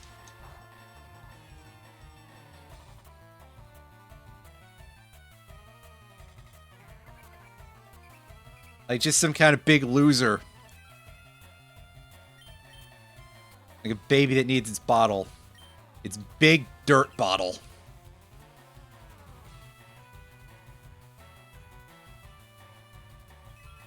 I've played a couple of other roguelike Pokemon fan games, and as someone who plays a lot of roguelikes, I sort of feel like they were okay. They were not necessarily the most, like, they weren't necessarily the greatest thing. Because I feel that Pokemon fan games tend to have some very weird balance issues a lot of the time, first of all. And El Segundo, there's also sort of the issue here that, like, you know, roguelikes are kind of often in that boat too. Yo! Nice crit! Sandaconda making shit move here. Thank goodness.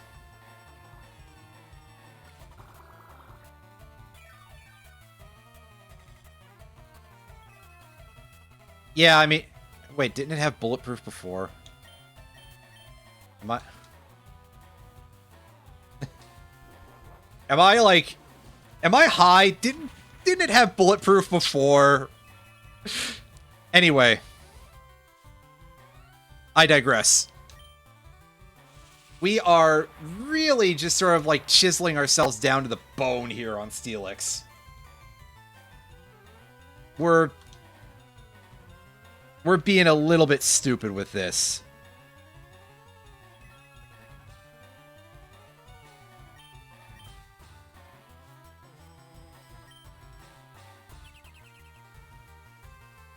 Because this is, like, our last Pokemon that cannot, Yeah, it has bulletproof as its, one of its abilities anyway, so... Yeah.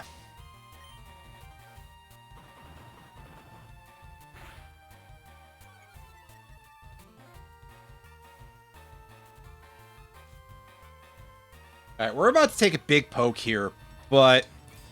We're gonna at least set Sandstorm, which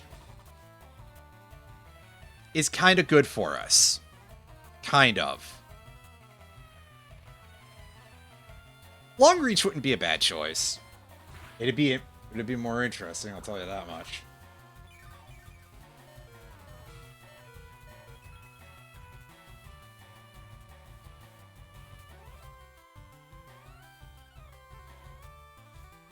Okay, yeah, you're gonna start cussing next turn, as you do. So I do kind of want to go over these abilities because I can't remember if I said anything about them. But Fable gets Magic Bounce, which is that's all right. It being Fairy Flying is a little bit more disappointing, though, in my opinion. I'm not a huge fan of how that turned out.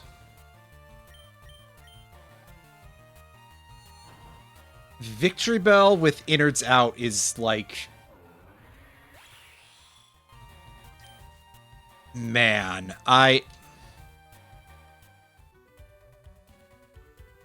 Hey, cool, we got body press, though. That's good. I need a minute here. I'm gonna save, and then I'm gonna go read these. Magic Guard with Life Orb. I mean... Yeah, I just think that also, in general, because you're looking at the opportunity cost of running Mega Clefable over that, and Magic Bounce is probably not that big of an upgrade over Magic Guard, really.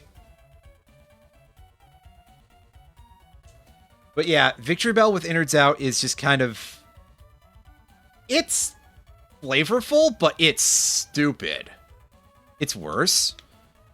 Oh yeah, Magic Guard prevents a bunch of other stuff too, doesn't it? That Magic Bounce doesn't deal with. Starmie with huge power is the one that to me is like deeply cracked. But I think it is kind of interesting to give it that sort of like a little bit of that mix attacker energy. I think that that might be a thing that would make Starmie very solid in singles. I don't know how it's sitting in VGC, so I can't really say anything about that. Mega Dragonite gets multiscale, fine. That's kind of understandable. Multiscale is real good. It looks like a Starman from Earthbound. You're not wrong. Now, we've already talked about Meganium's Megasol, which is disgusting. Megasol goes fucking crazy, dude. Like, they were on something when they did that, and by that I mean it was the one Meganium stan in the room who was just like, no, this Pokemon has been too shit for too long. We have to give it something that is completely bizarre.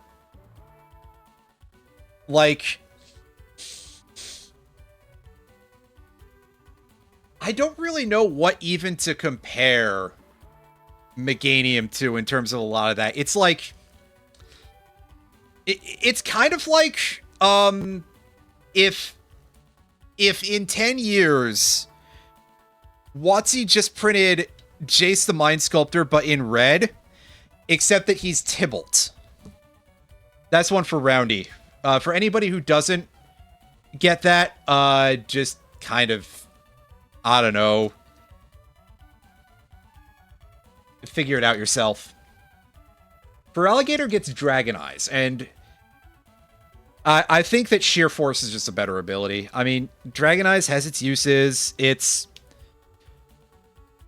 not particularly interesting, I think, for Mega Feraligatr. If you put that on something else, you might have a use for it, but like, the hell are you supposed to do with that, right?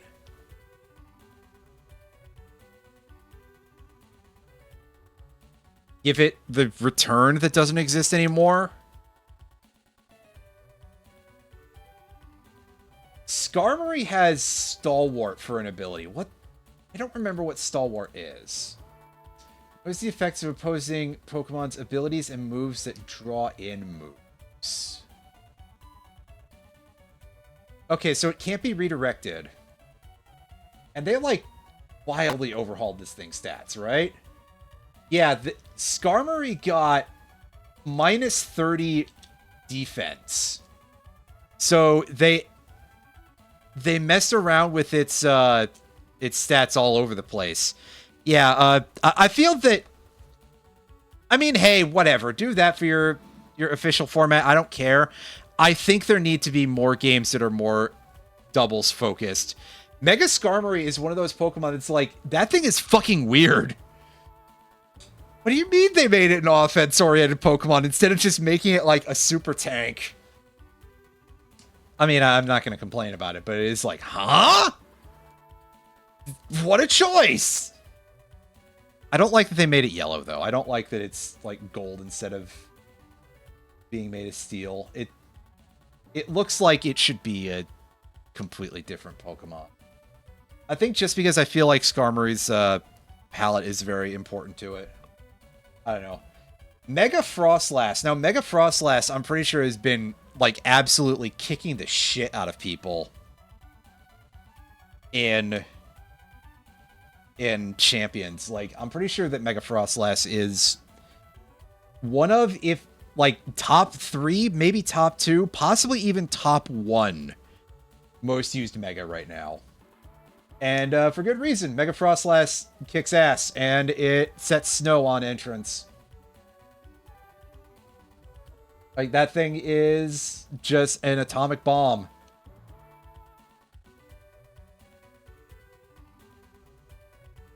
Oh yeah, it does have weak armor as an ability. I didn't even think about that. That is such a... Well, I mean, I guess it's good to see it get use. What I'm thinking is... I'm kind of curious. Actually, I don't know if there's any real multi-hit moves of any value in doubles right now. In champs, rather. Because then I was like, okay, could you actually build Mega Skarmory around, like, get a Pokemon with either Loaded Die or Skill Link and just hit it with, like, Tail Slap or something? Then again, Chinchino isn't in there, and I don't know. That seems very highly predictable. But anyway, yeah, Mega Frostlass is pretty good. Mega Emboar. Oh boy, they really don't have any respect for Emboar, do they? But we've been over that before. Mold Breaker is usable, but those stats are just not it, Chief. Not in my opinion. At least it's got 110 def. That's decent. I just would like to see it do something a little bit more interesting. Excadrill, though. Excadrill. Holy balls. I can't believe they gave Excadrill a Mega in the first place.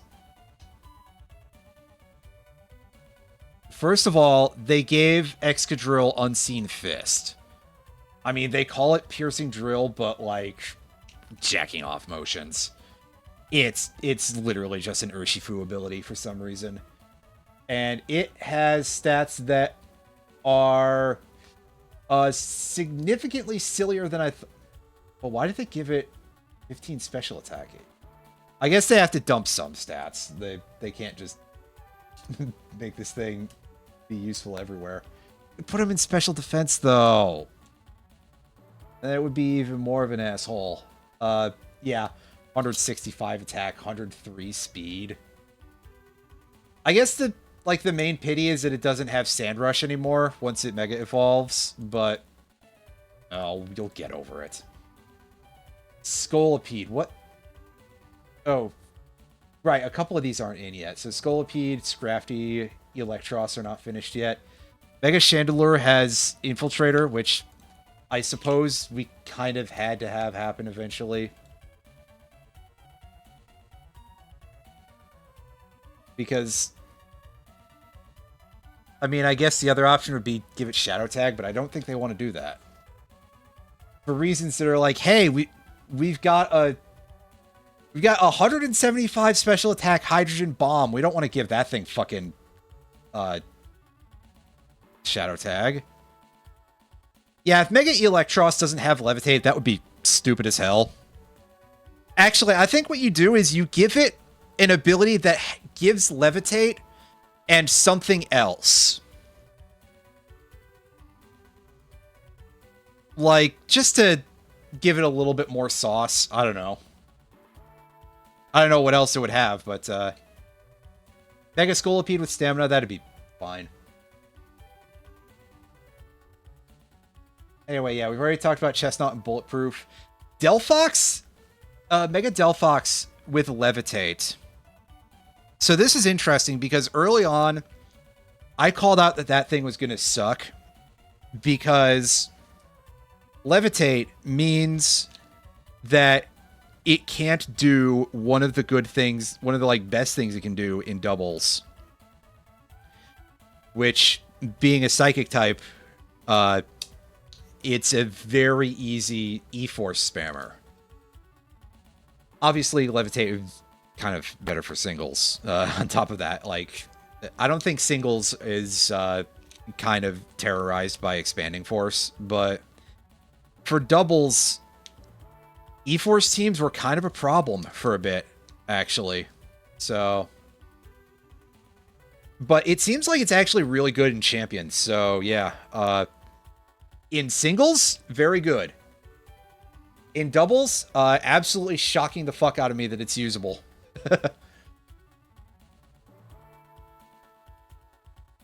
Greninja has Protean, of course it does. Never mind, we're not even going to talk about that. Eternal Floette has Fairy Aura. Wow. Yeah, I know that Eternal Floette is getting used in champs. So I'd have to double check what the stat numbers are and just be like, okay, how good is this thing? But it having Fairy Aura is quite potent. This thing is probably... Oh, yeah. 155 is Light of Ruin. Yeah, it's a special move. Damn. Yeah, it's like special fairy type head smash. Yeah, that thing is going to be kind of a problem, I think, in singles. On the other hand, it is kind of like... Well, I mean, it wouldn't want literal Geomancy, because it can't run a power herb. And then it's just like, oh, well, you've given your opponent a free turn. I don't know how much it can do with the... You know, depends how much they can do with that, but it would be. But regardless, I think that's going to be quite strong.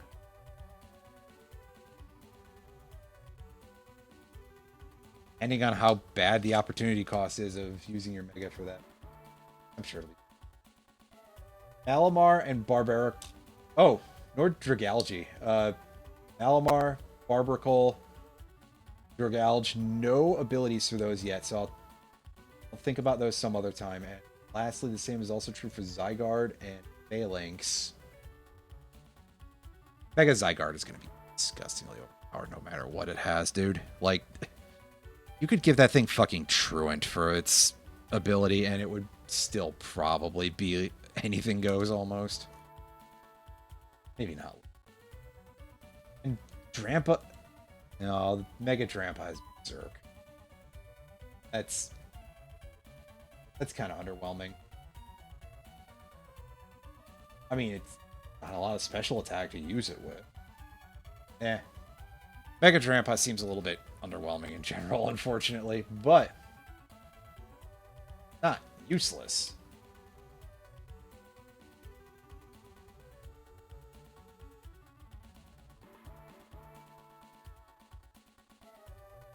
Yeah, that was the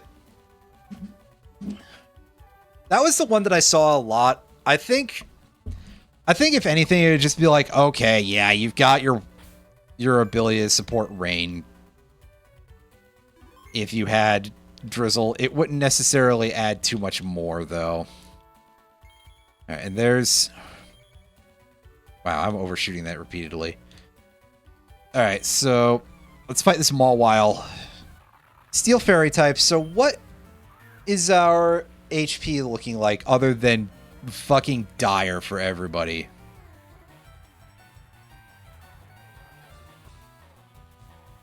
It'll use Substitute next. Okay. Let's just try and glare it real quick to land the paralysis.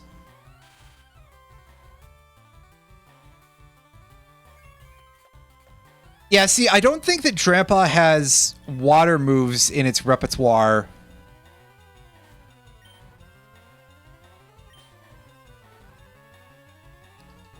Which means that Thunder is like the only thing that it would get a boost on.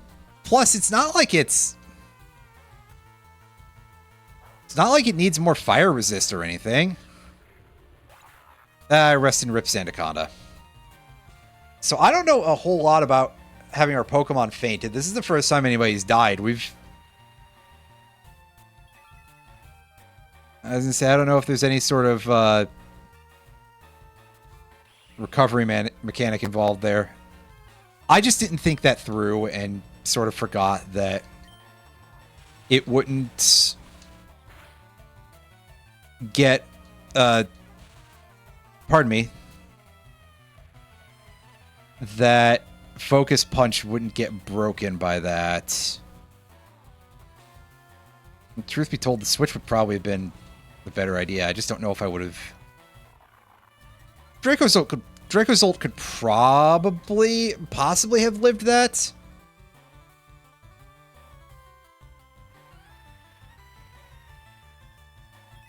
Maybe a little bit of luck.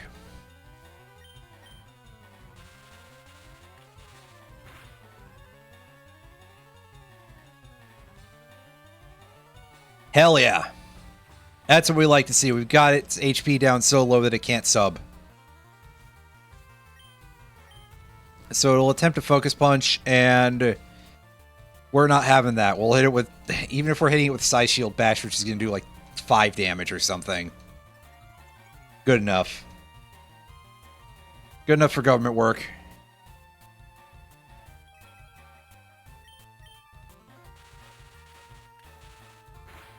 Let's take it out.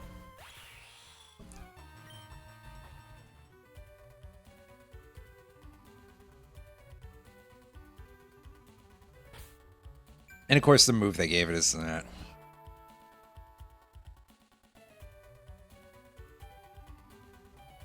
I mean, yeah, I'm kind of surprised it doesn't have Strong Jaw as an option, because, like, that would just kind of be useful.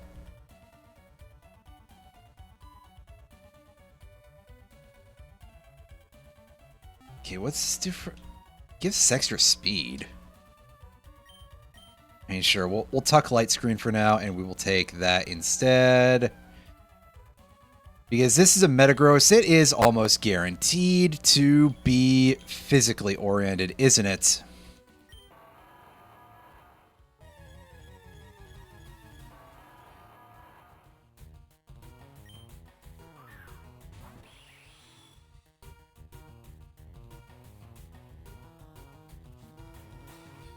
Hard Press, so that's a move I've never seen before, and something has gone a little bit wrong with the interface here. It is for some reason showing me the wrong health meter right now. Oh, something's broken.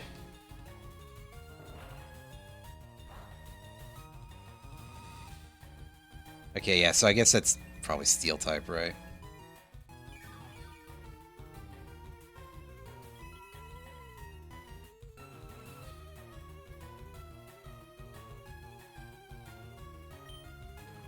Yeah, so I don't know what happened here. Let's just say something is wrong.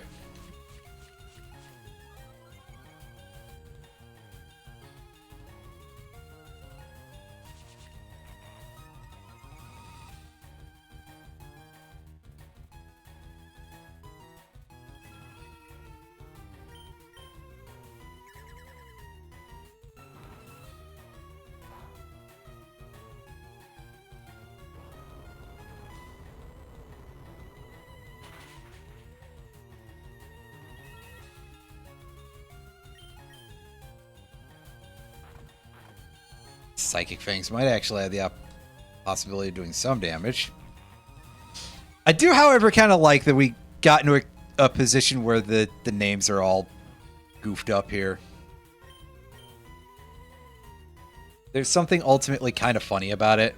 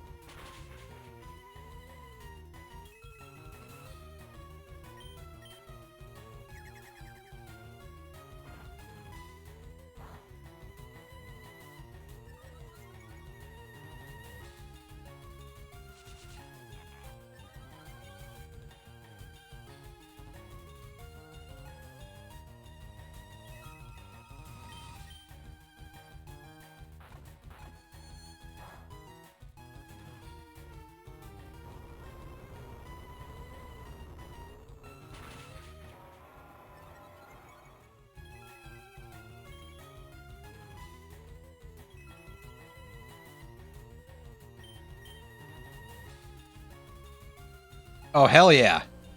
This roost may not even match. Yeah, our HP is full. I wasn't even looking at what this dude was using. Whoops.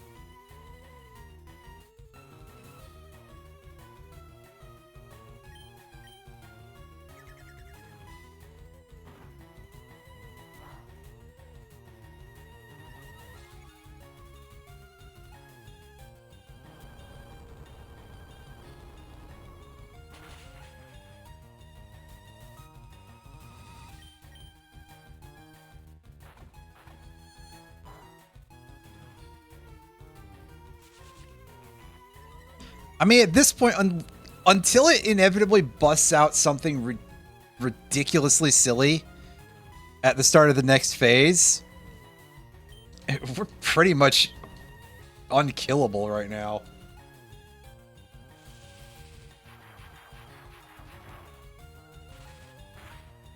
Even if it crits, it's barely going to do anything to us.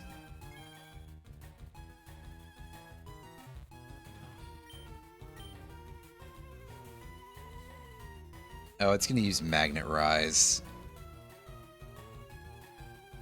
We outspeed that, though, so... What? No, we don't. Okay. Huh.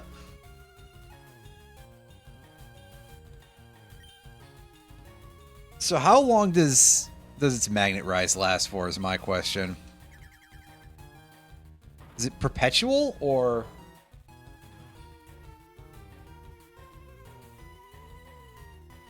I mean, honestly, even if it is, we'll just Volt Tackle.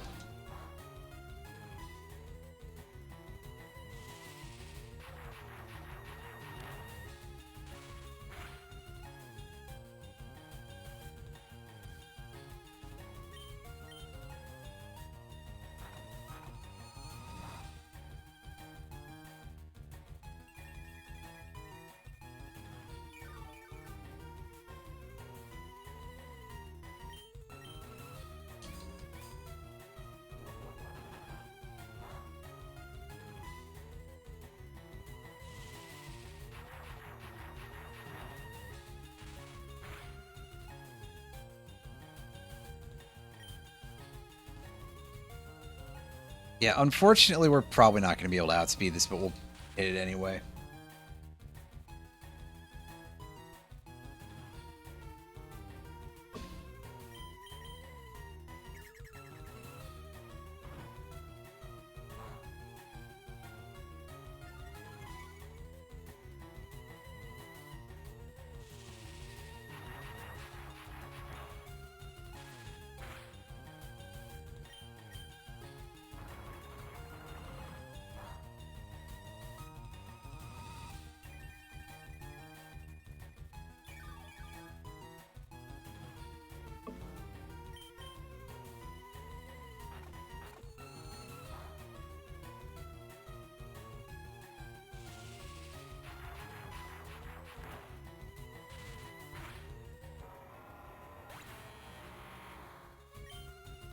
Oh, that was also kind of tedious, but that's perhaps to be expected. We got Analytic.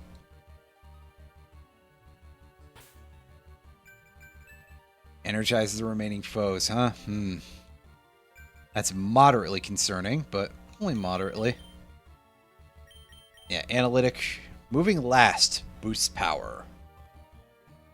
Well, I think that's a pretty good thing to put on Steelix, who doesn't care one whit for speed, really. In fact, I'm actually going to pull Volt Tackle as much as I, on paper, kind of like it, but Body Press. Body Press is just way too good to use on, not use on this thing, right? Shit me? Look at this. This monster. That thing is going to clobber some people. That is going to bust some fucking heads. Plus, it has a defense boosting move, which, like... Yeah.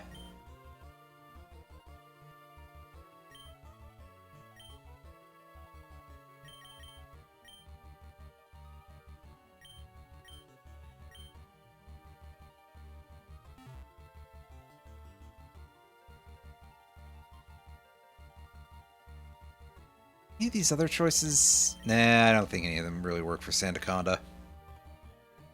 Well...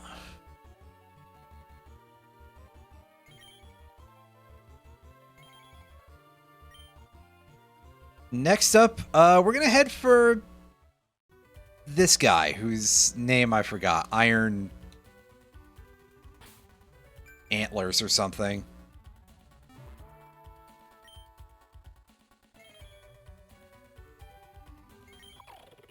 Right, let's fight this crawfish first. Clawitzer, there we go. That's its name. I couldn't remember it. I almost just called it Crawdaunt, which is obviously not correct. Crawdaunt is a different Pokemon entirely. Iron Crown, thank you. To me, it's just like, oh yeah, that's just Robot Cobalion.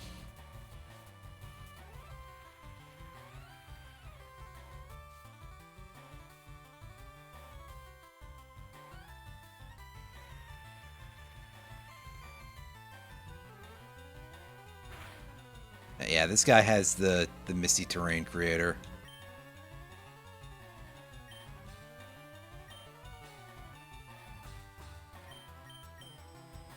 Yeah, let's body press him.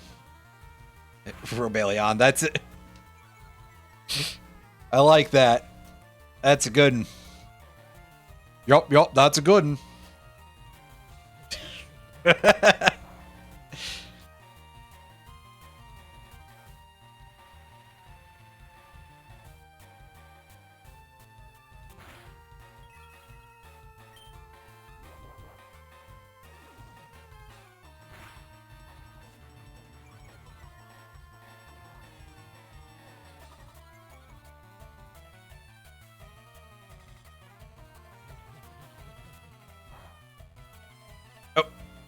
Ouch!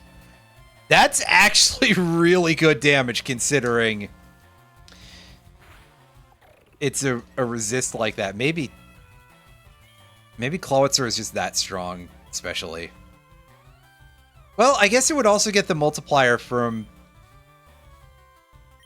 sharing the terrain type. And by multiplier, I mean like 30%, 20%.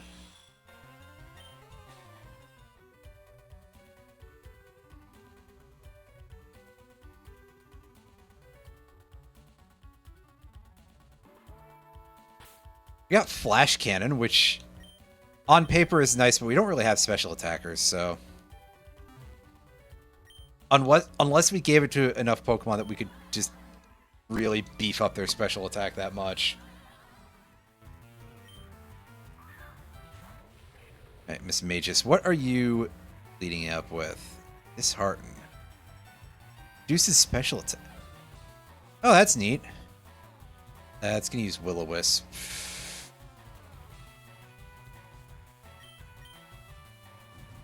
And of course it's faster. Unfortunately, it's not going to set Sandstorm for us. Plus, we're not going to do a ton of damage with this.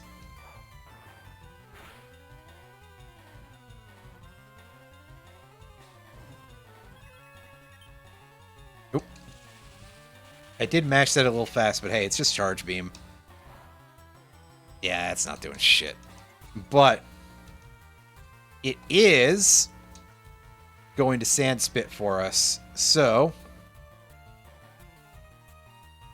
we're going to miss that, which is sad, but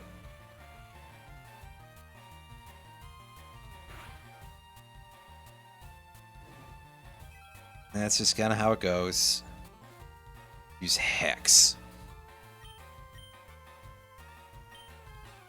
Well, let's try to let's try to beat that out real quick.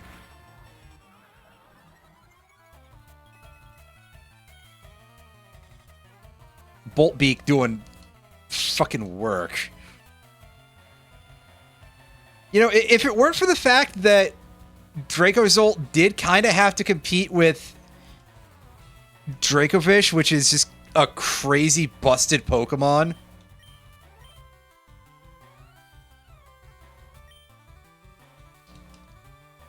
I feel like it would be really good.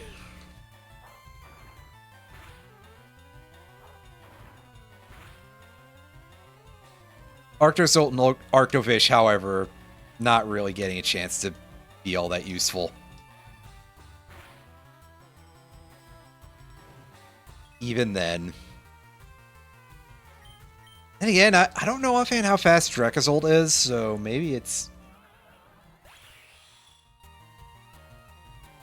Maybe I'm, like, just being a little bit too hopeful for the old buddy. Hex. What's the stat gain on that? 5 HP and 25 special attack. Meh. Alright, save. And now we get to fight Sharpedo.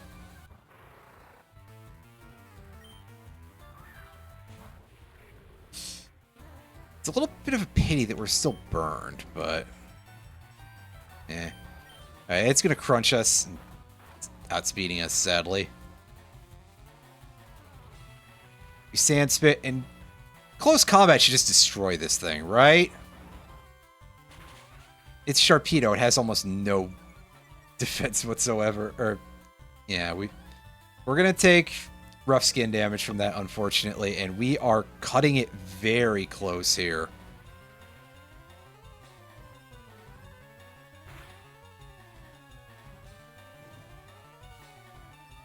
So I pretty much just have to reserve this thing for a time in the boss fight where I'm like, yeah, I really need the Sandstorm right now.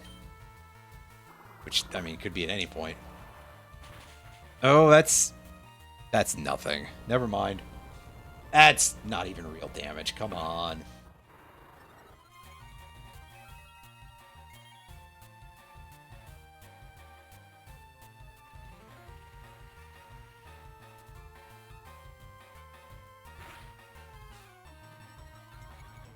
Oh, it's getting faster. Okay. What's your... You're about to crunch. Okay. Hit it. Yeah. That Sand Rush coming in pretty handy here. To just squish people with. Unfortunately, we still take damage from those, but hey. Crunch is a very good move for us to pick up. Especially because we're up against Tin Can Cobalion here real quick. So, what can we do with this? Hydro Pump was giving us, what now? Plus 20 speed.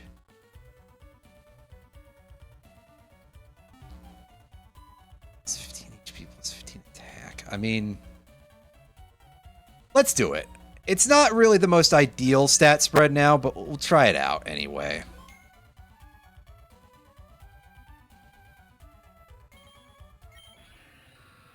After all, this is supposed to be one of those type of games where you fail a couple of times until you get to your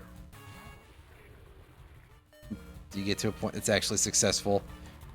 Okay, about to use Tachyon Cutter. Tachyon Cutter is Psychic, I believe.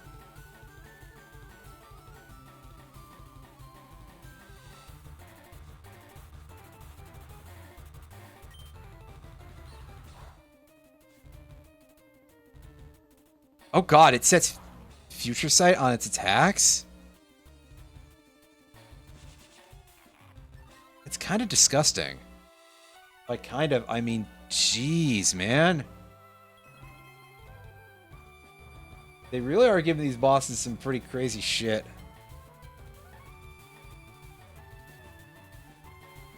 Psyshock.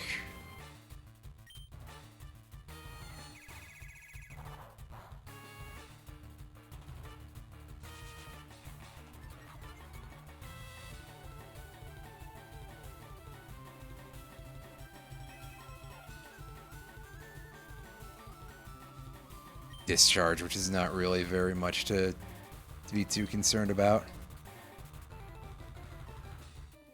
Quick draw. Wow. Yeah, that's like nothing. The paralysis sucks, though. Oh!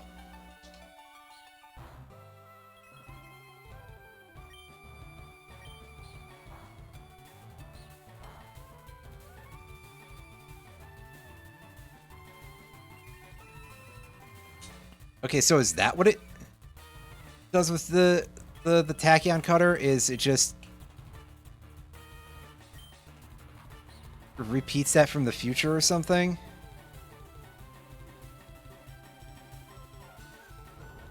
Because, yeah, it's not prepping future sight per se. It's... I guess it is echoing a previous attack instead. Well, in that case, Steelix can basically solo this, I'm pretty sure. We just have to be a little bit upset about the fucking paralysis turns. And then I'm sure that once we hit meter 1 or 2, we're going to be like, oh, this is kind of butts.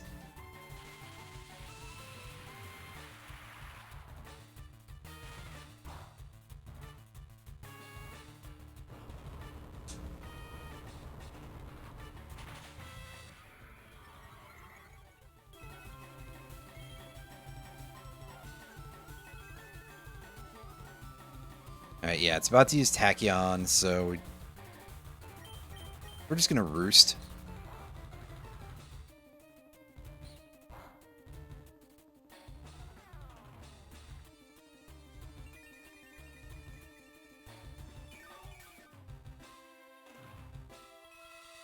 Yeah, Coil is doing a lot of work for us by allowing us to tank up against this thing.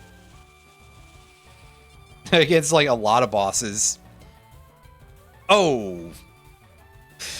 That wasn't that bad, actually, considering it was a crit.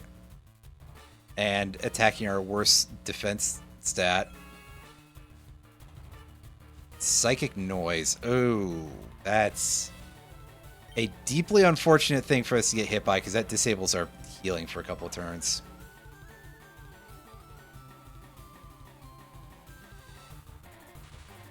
Grass starters kind of vary. Oh yeah, you go first, because you don't really need to do that, dude.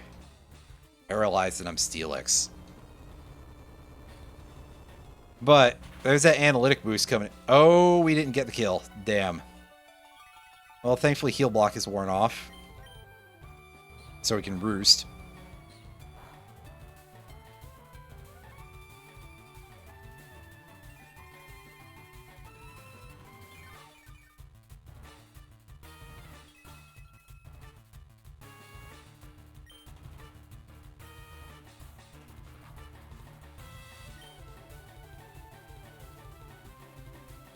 Yeah, flash cannon.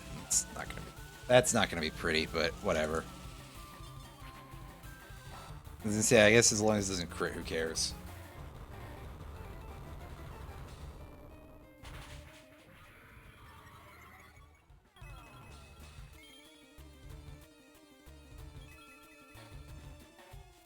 Alright, so what's this phase gonna be like? Well, don't know yet.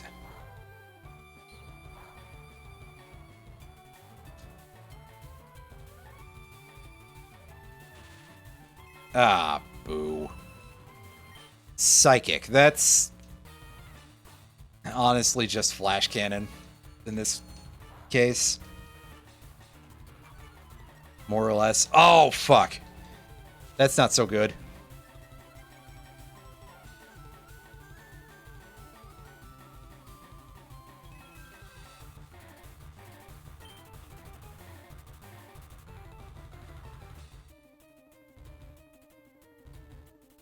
Yeah, this is where we pivot instead.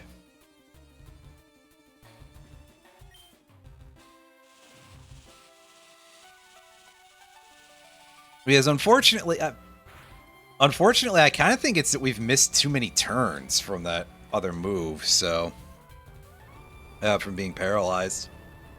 That's causing us some issues with Steelix being able to practically solo this. Otherwise it was doing real good at it, actually. Alright, incoming Tachyon Cutter is Psychic and hits our better defensive stats. So we can pivot Steelix in and we can heal.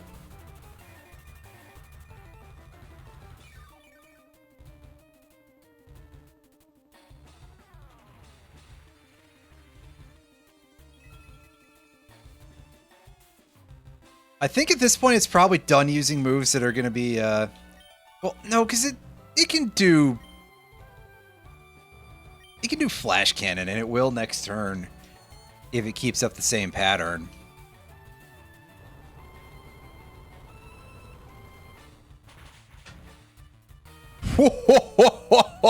I think Steelix has kept its stat buffs. Oh boy. Oh yeah. Alright, Dracos, don't peck his eyes out.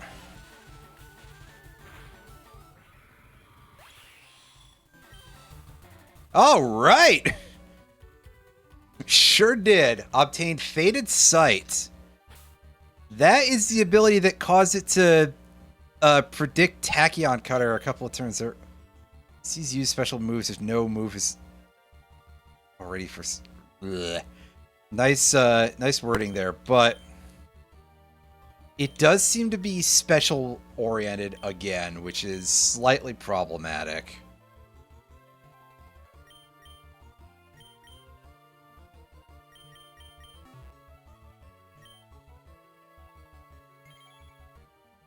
As we continue not having any real sources of special damage.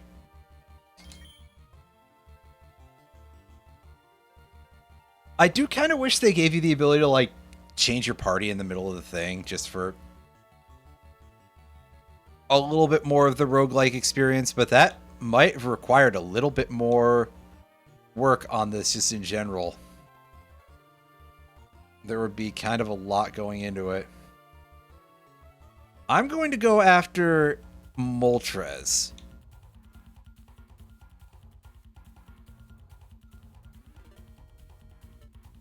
Oh hey, music's actually different in here.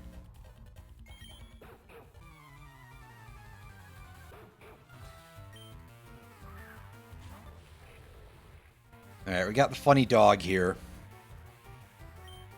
Let's close combat it. I'm literally just doing that without even knowing what it's gonna do. This thing probably has fur coat to reduce non-physical. Damn, he's toxic. Oh god, you really are one of those, aren't you? Neener, neener, fucker. Oh man, that's doing crazy damage, though. As it should. But I digress. Oh no, not my special attack. I just want the sand spit. Okay, it remembers the cursor position, so we end up doing Rock Blast, which is not really very valuable. Especially because our attack is still down. But basically, between switches, I hadn't been paying attention to that, so...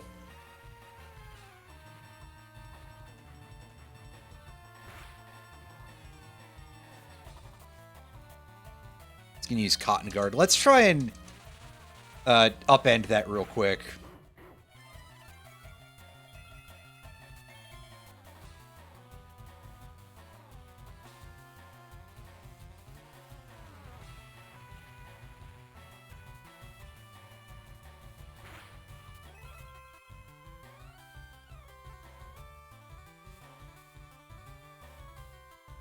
Can use Charm, which we can switch over to Steelix, and that doesn't matter.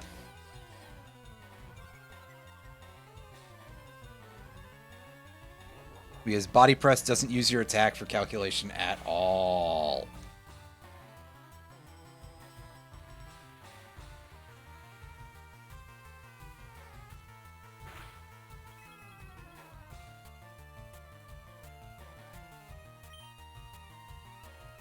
And seeing as how we could just use body press every turn if we want to.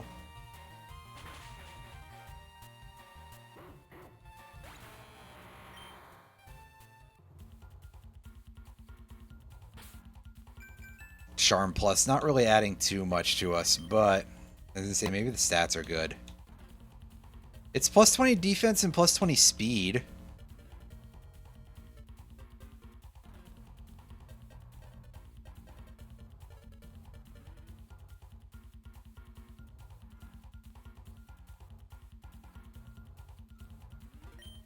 So we can actually dump our basic moves there. I don't really need Dragon Claw very much, I don't think. Perhaps I will change my mind at some point, but until that point comes, Galvantula is going to be a harder Pokemon for us to deal with by a good margin.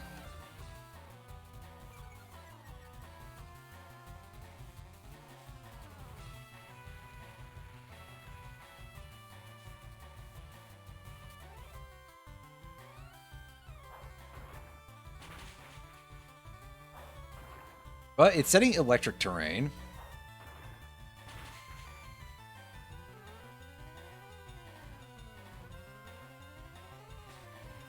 And we've also got Sandstorm going.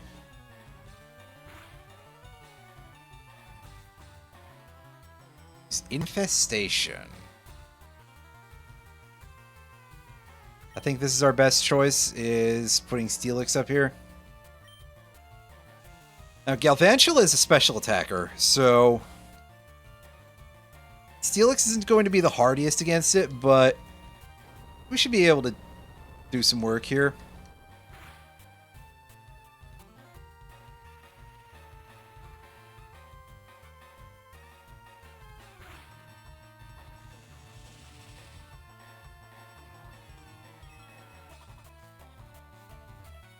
Charge Beam. Well, controller? One sec. No, it's just the shoulder buttons that aren't working now. What the fuck? Hang on. Where are my... Let's see, where's my settings again? Let me go in here and make sure those buttons are set again real quick, which is going to make the emulator hang like hell because for some reason. There we go.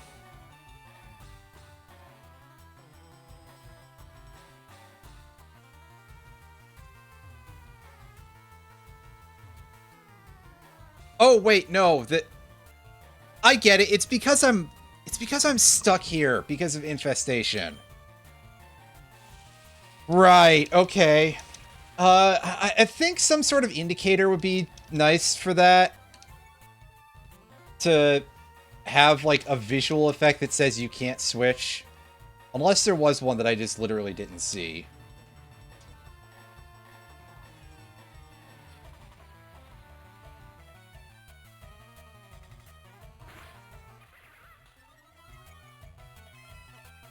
You know, developer, if you can afford to have one in your hilariously over-designed bit of nonsense here. About to do Electro Web. Yeah, see, I can do that now. But they really need something there to let you know that that is the issue that you're dealing with. Unfortunately, I don't think Bolt Beak is going to get us anywhere the way I would want it to, but I'm going to roost in front of this.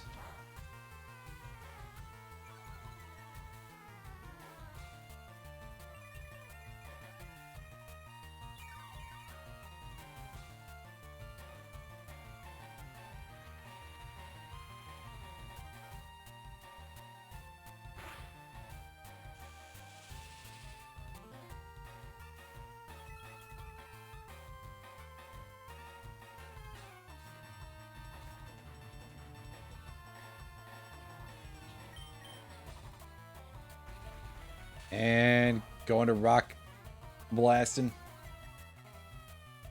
So anyway, I started blasting.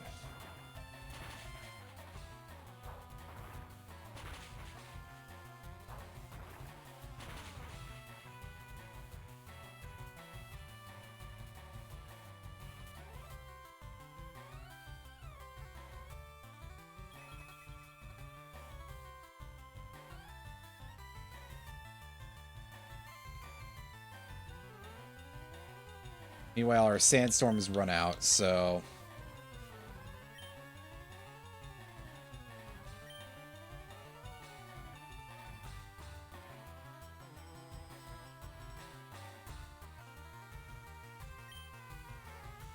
Wanted to try to end with more HP, but hey.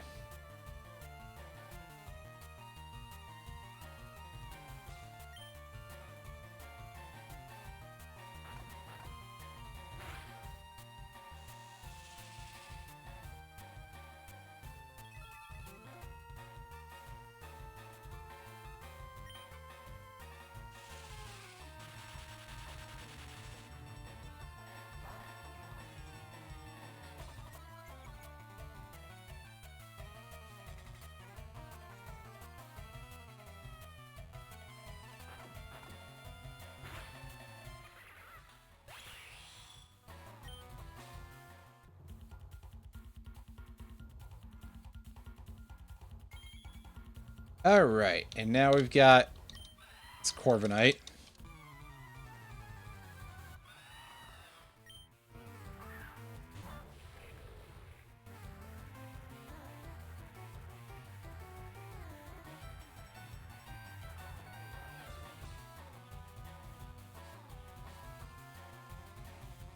Oh, yeah, of course it's going to be defense-oriented. Physical defense, rather.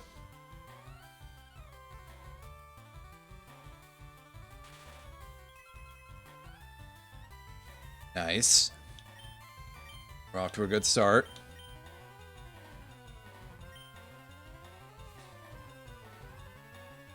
Oh, it's immune to Rock Blast because of being bulletproof. Interesting. Oh, there we go. I just wanted to set Sandstorm.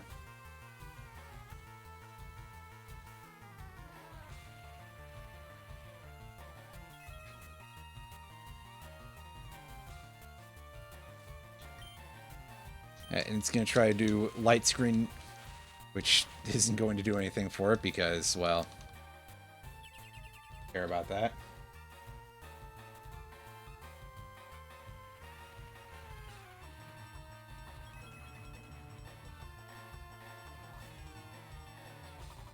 Body press for its next move. Which means that in that case, Steelix, you're on guard duty here.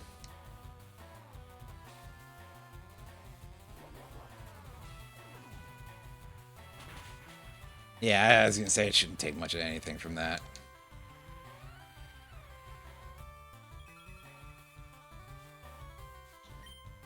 Metal Sound next, huh? Well,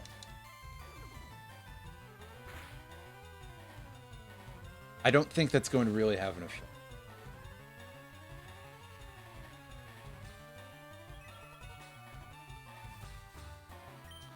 And you're going to try to roost? Well, we definitely have to interfere with that right now.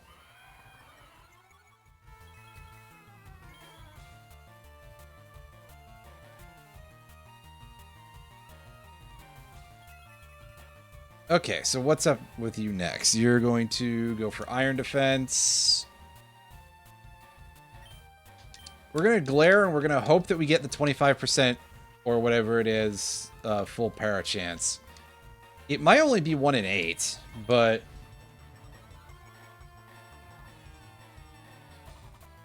regardless, it didn't happen. The miracle never happened.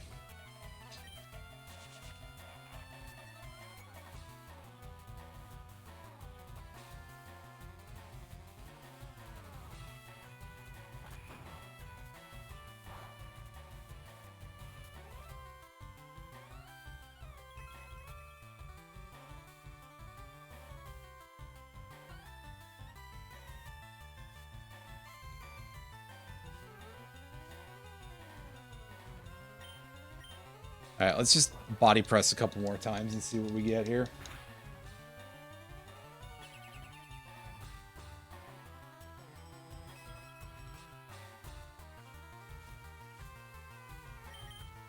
Alright, we'll coil in the face of that and get some more stats here.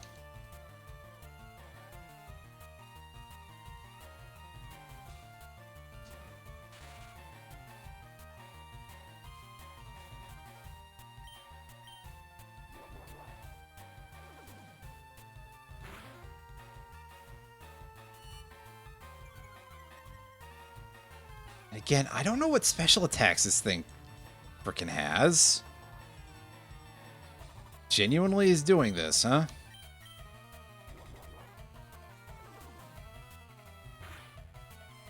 I mean, Roost is a slight pain in the butt, but we can just crack through this thing steadily anyway.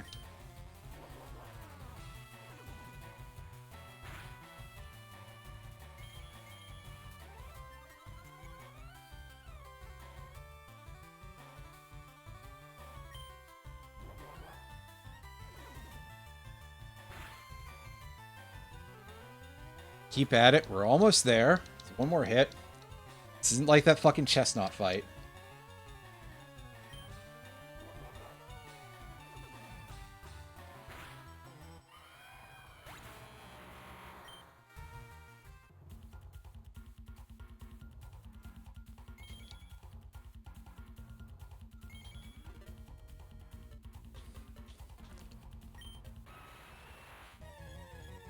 Okay.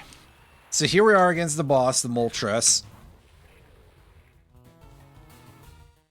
Dark Aura. Ooh. That's pretty spicy.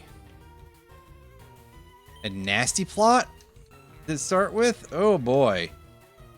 I like the way that animation looks though. That's pretty good. I wonder if that's a stock thing from the Pokemon Emerald decomp.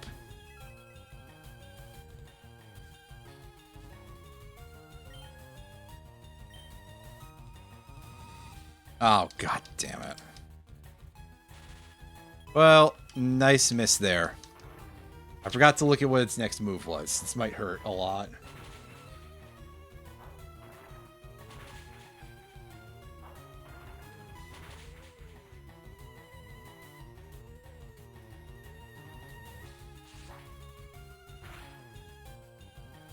That was pretty painful.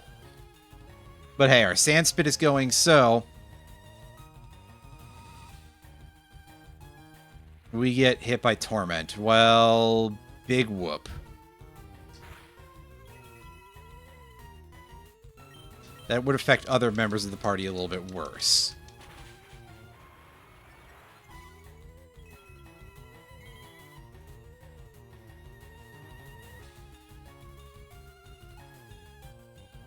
Opposing Moltres was subject to Torment? Are you sure about that?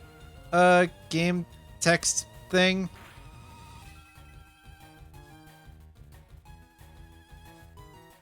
Use Flamethrower. Alright.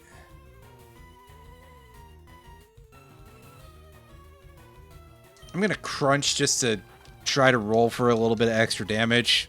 Or a little bit of defense down, I guess. Because otherwise, this is our best thing to take Flamethrower. Please no burn.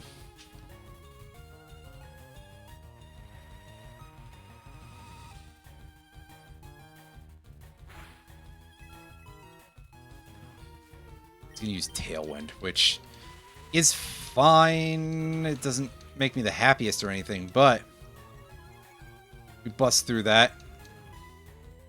Unfortunately, now it's in piss mode a little bit. It's got that Berserk effect going.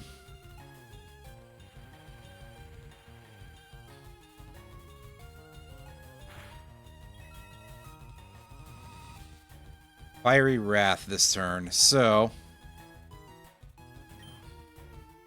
switch into Steelix, who is not going to take neutral damage from that because it's dark, but at least he's not taking super effective. And with Body Press to get the HP meter break.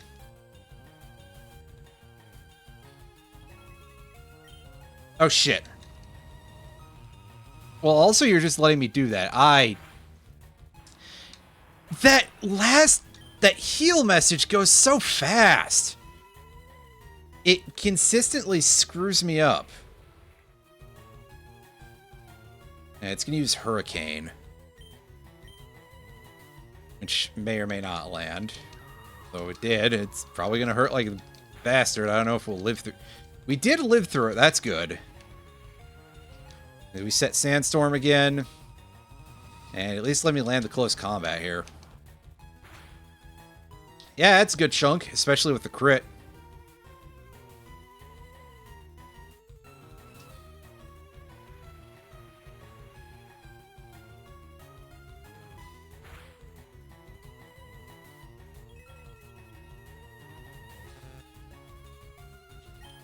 And Bolt Beak for our win here. Yeah, perfect. Excellent. And we got Berserk as a add-on, which again doesn't really work with our choice of Pokemon. We have been getting a lot of stuff that does not fit whatsoever with any of the Pokemon that are in our party.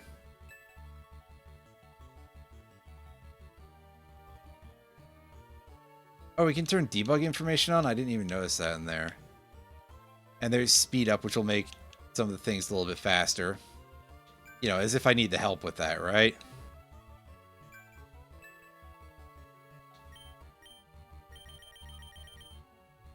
Yeah, we have so much special attack stuff in our... The only Pokemon we have in our team that is anywhere near a special attacker is Dracozolt, and I wouldn't really want to use it for that. Like, I guess if we were to substitute literally everything in Sandaconda's build for stuff that gave bonus special attack.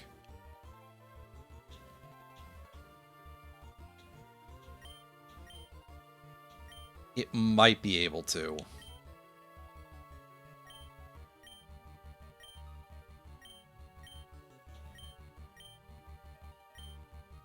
Even then, we really don't have a lot for that, so...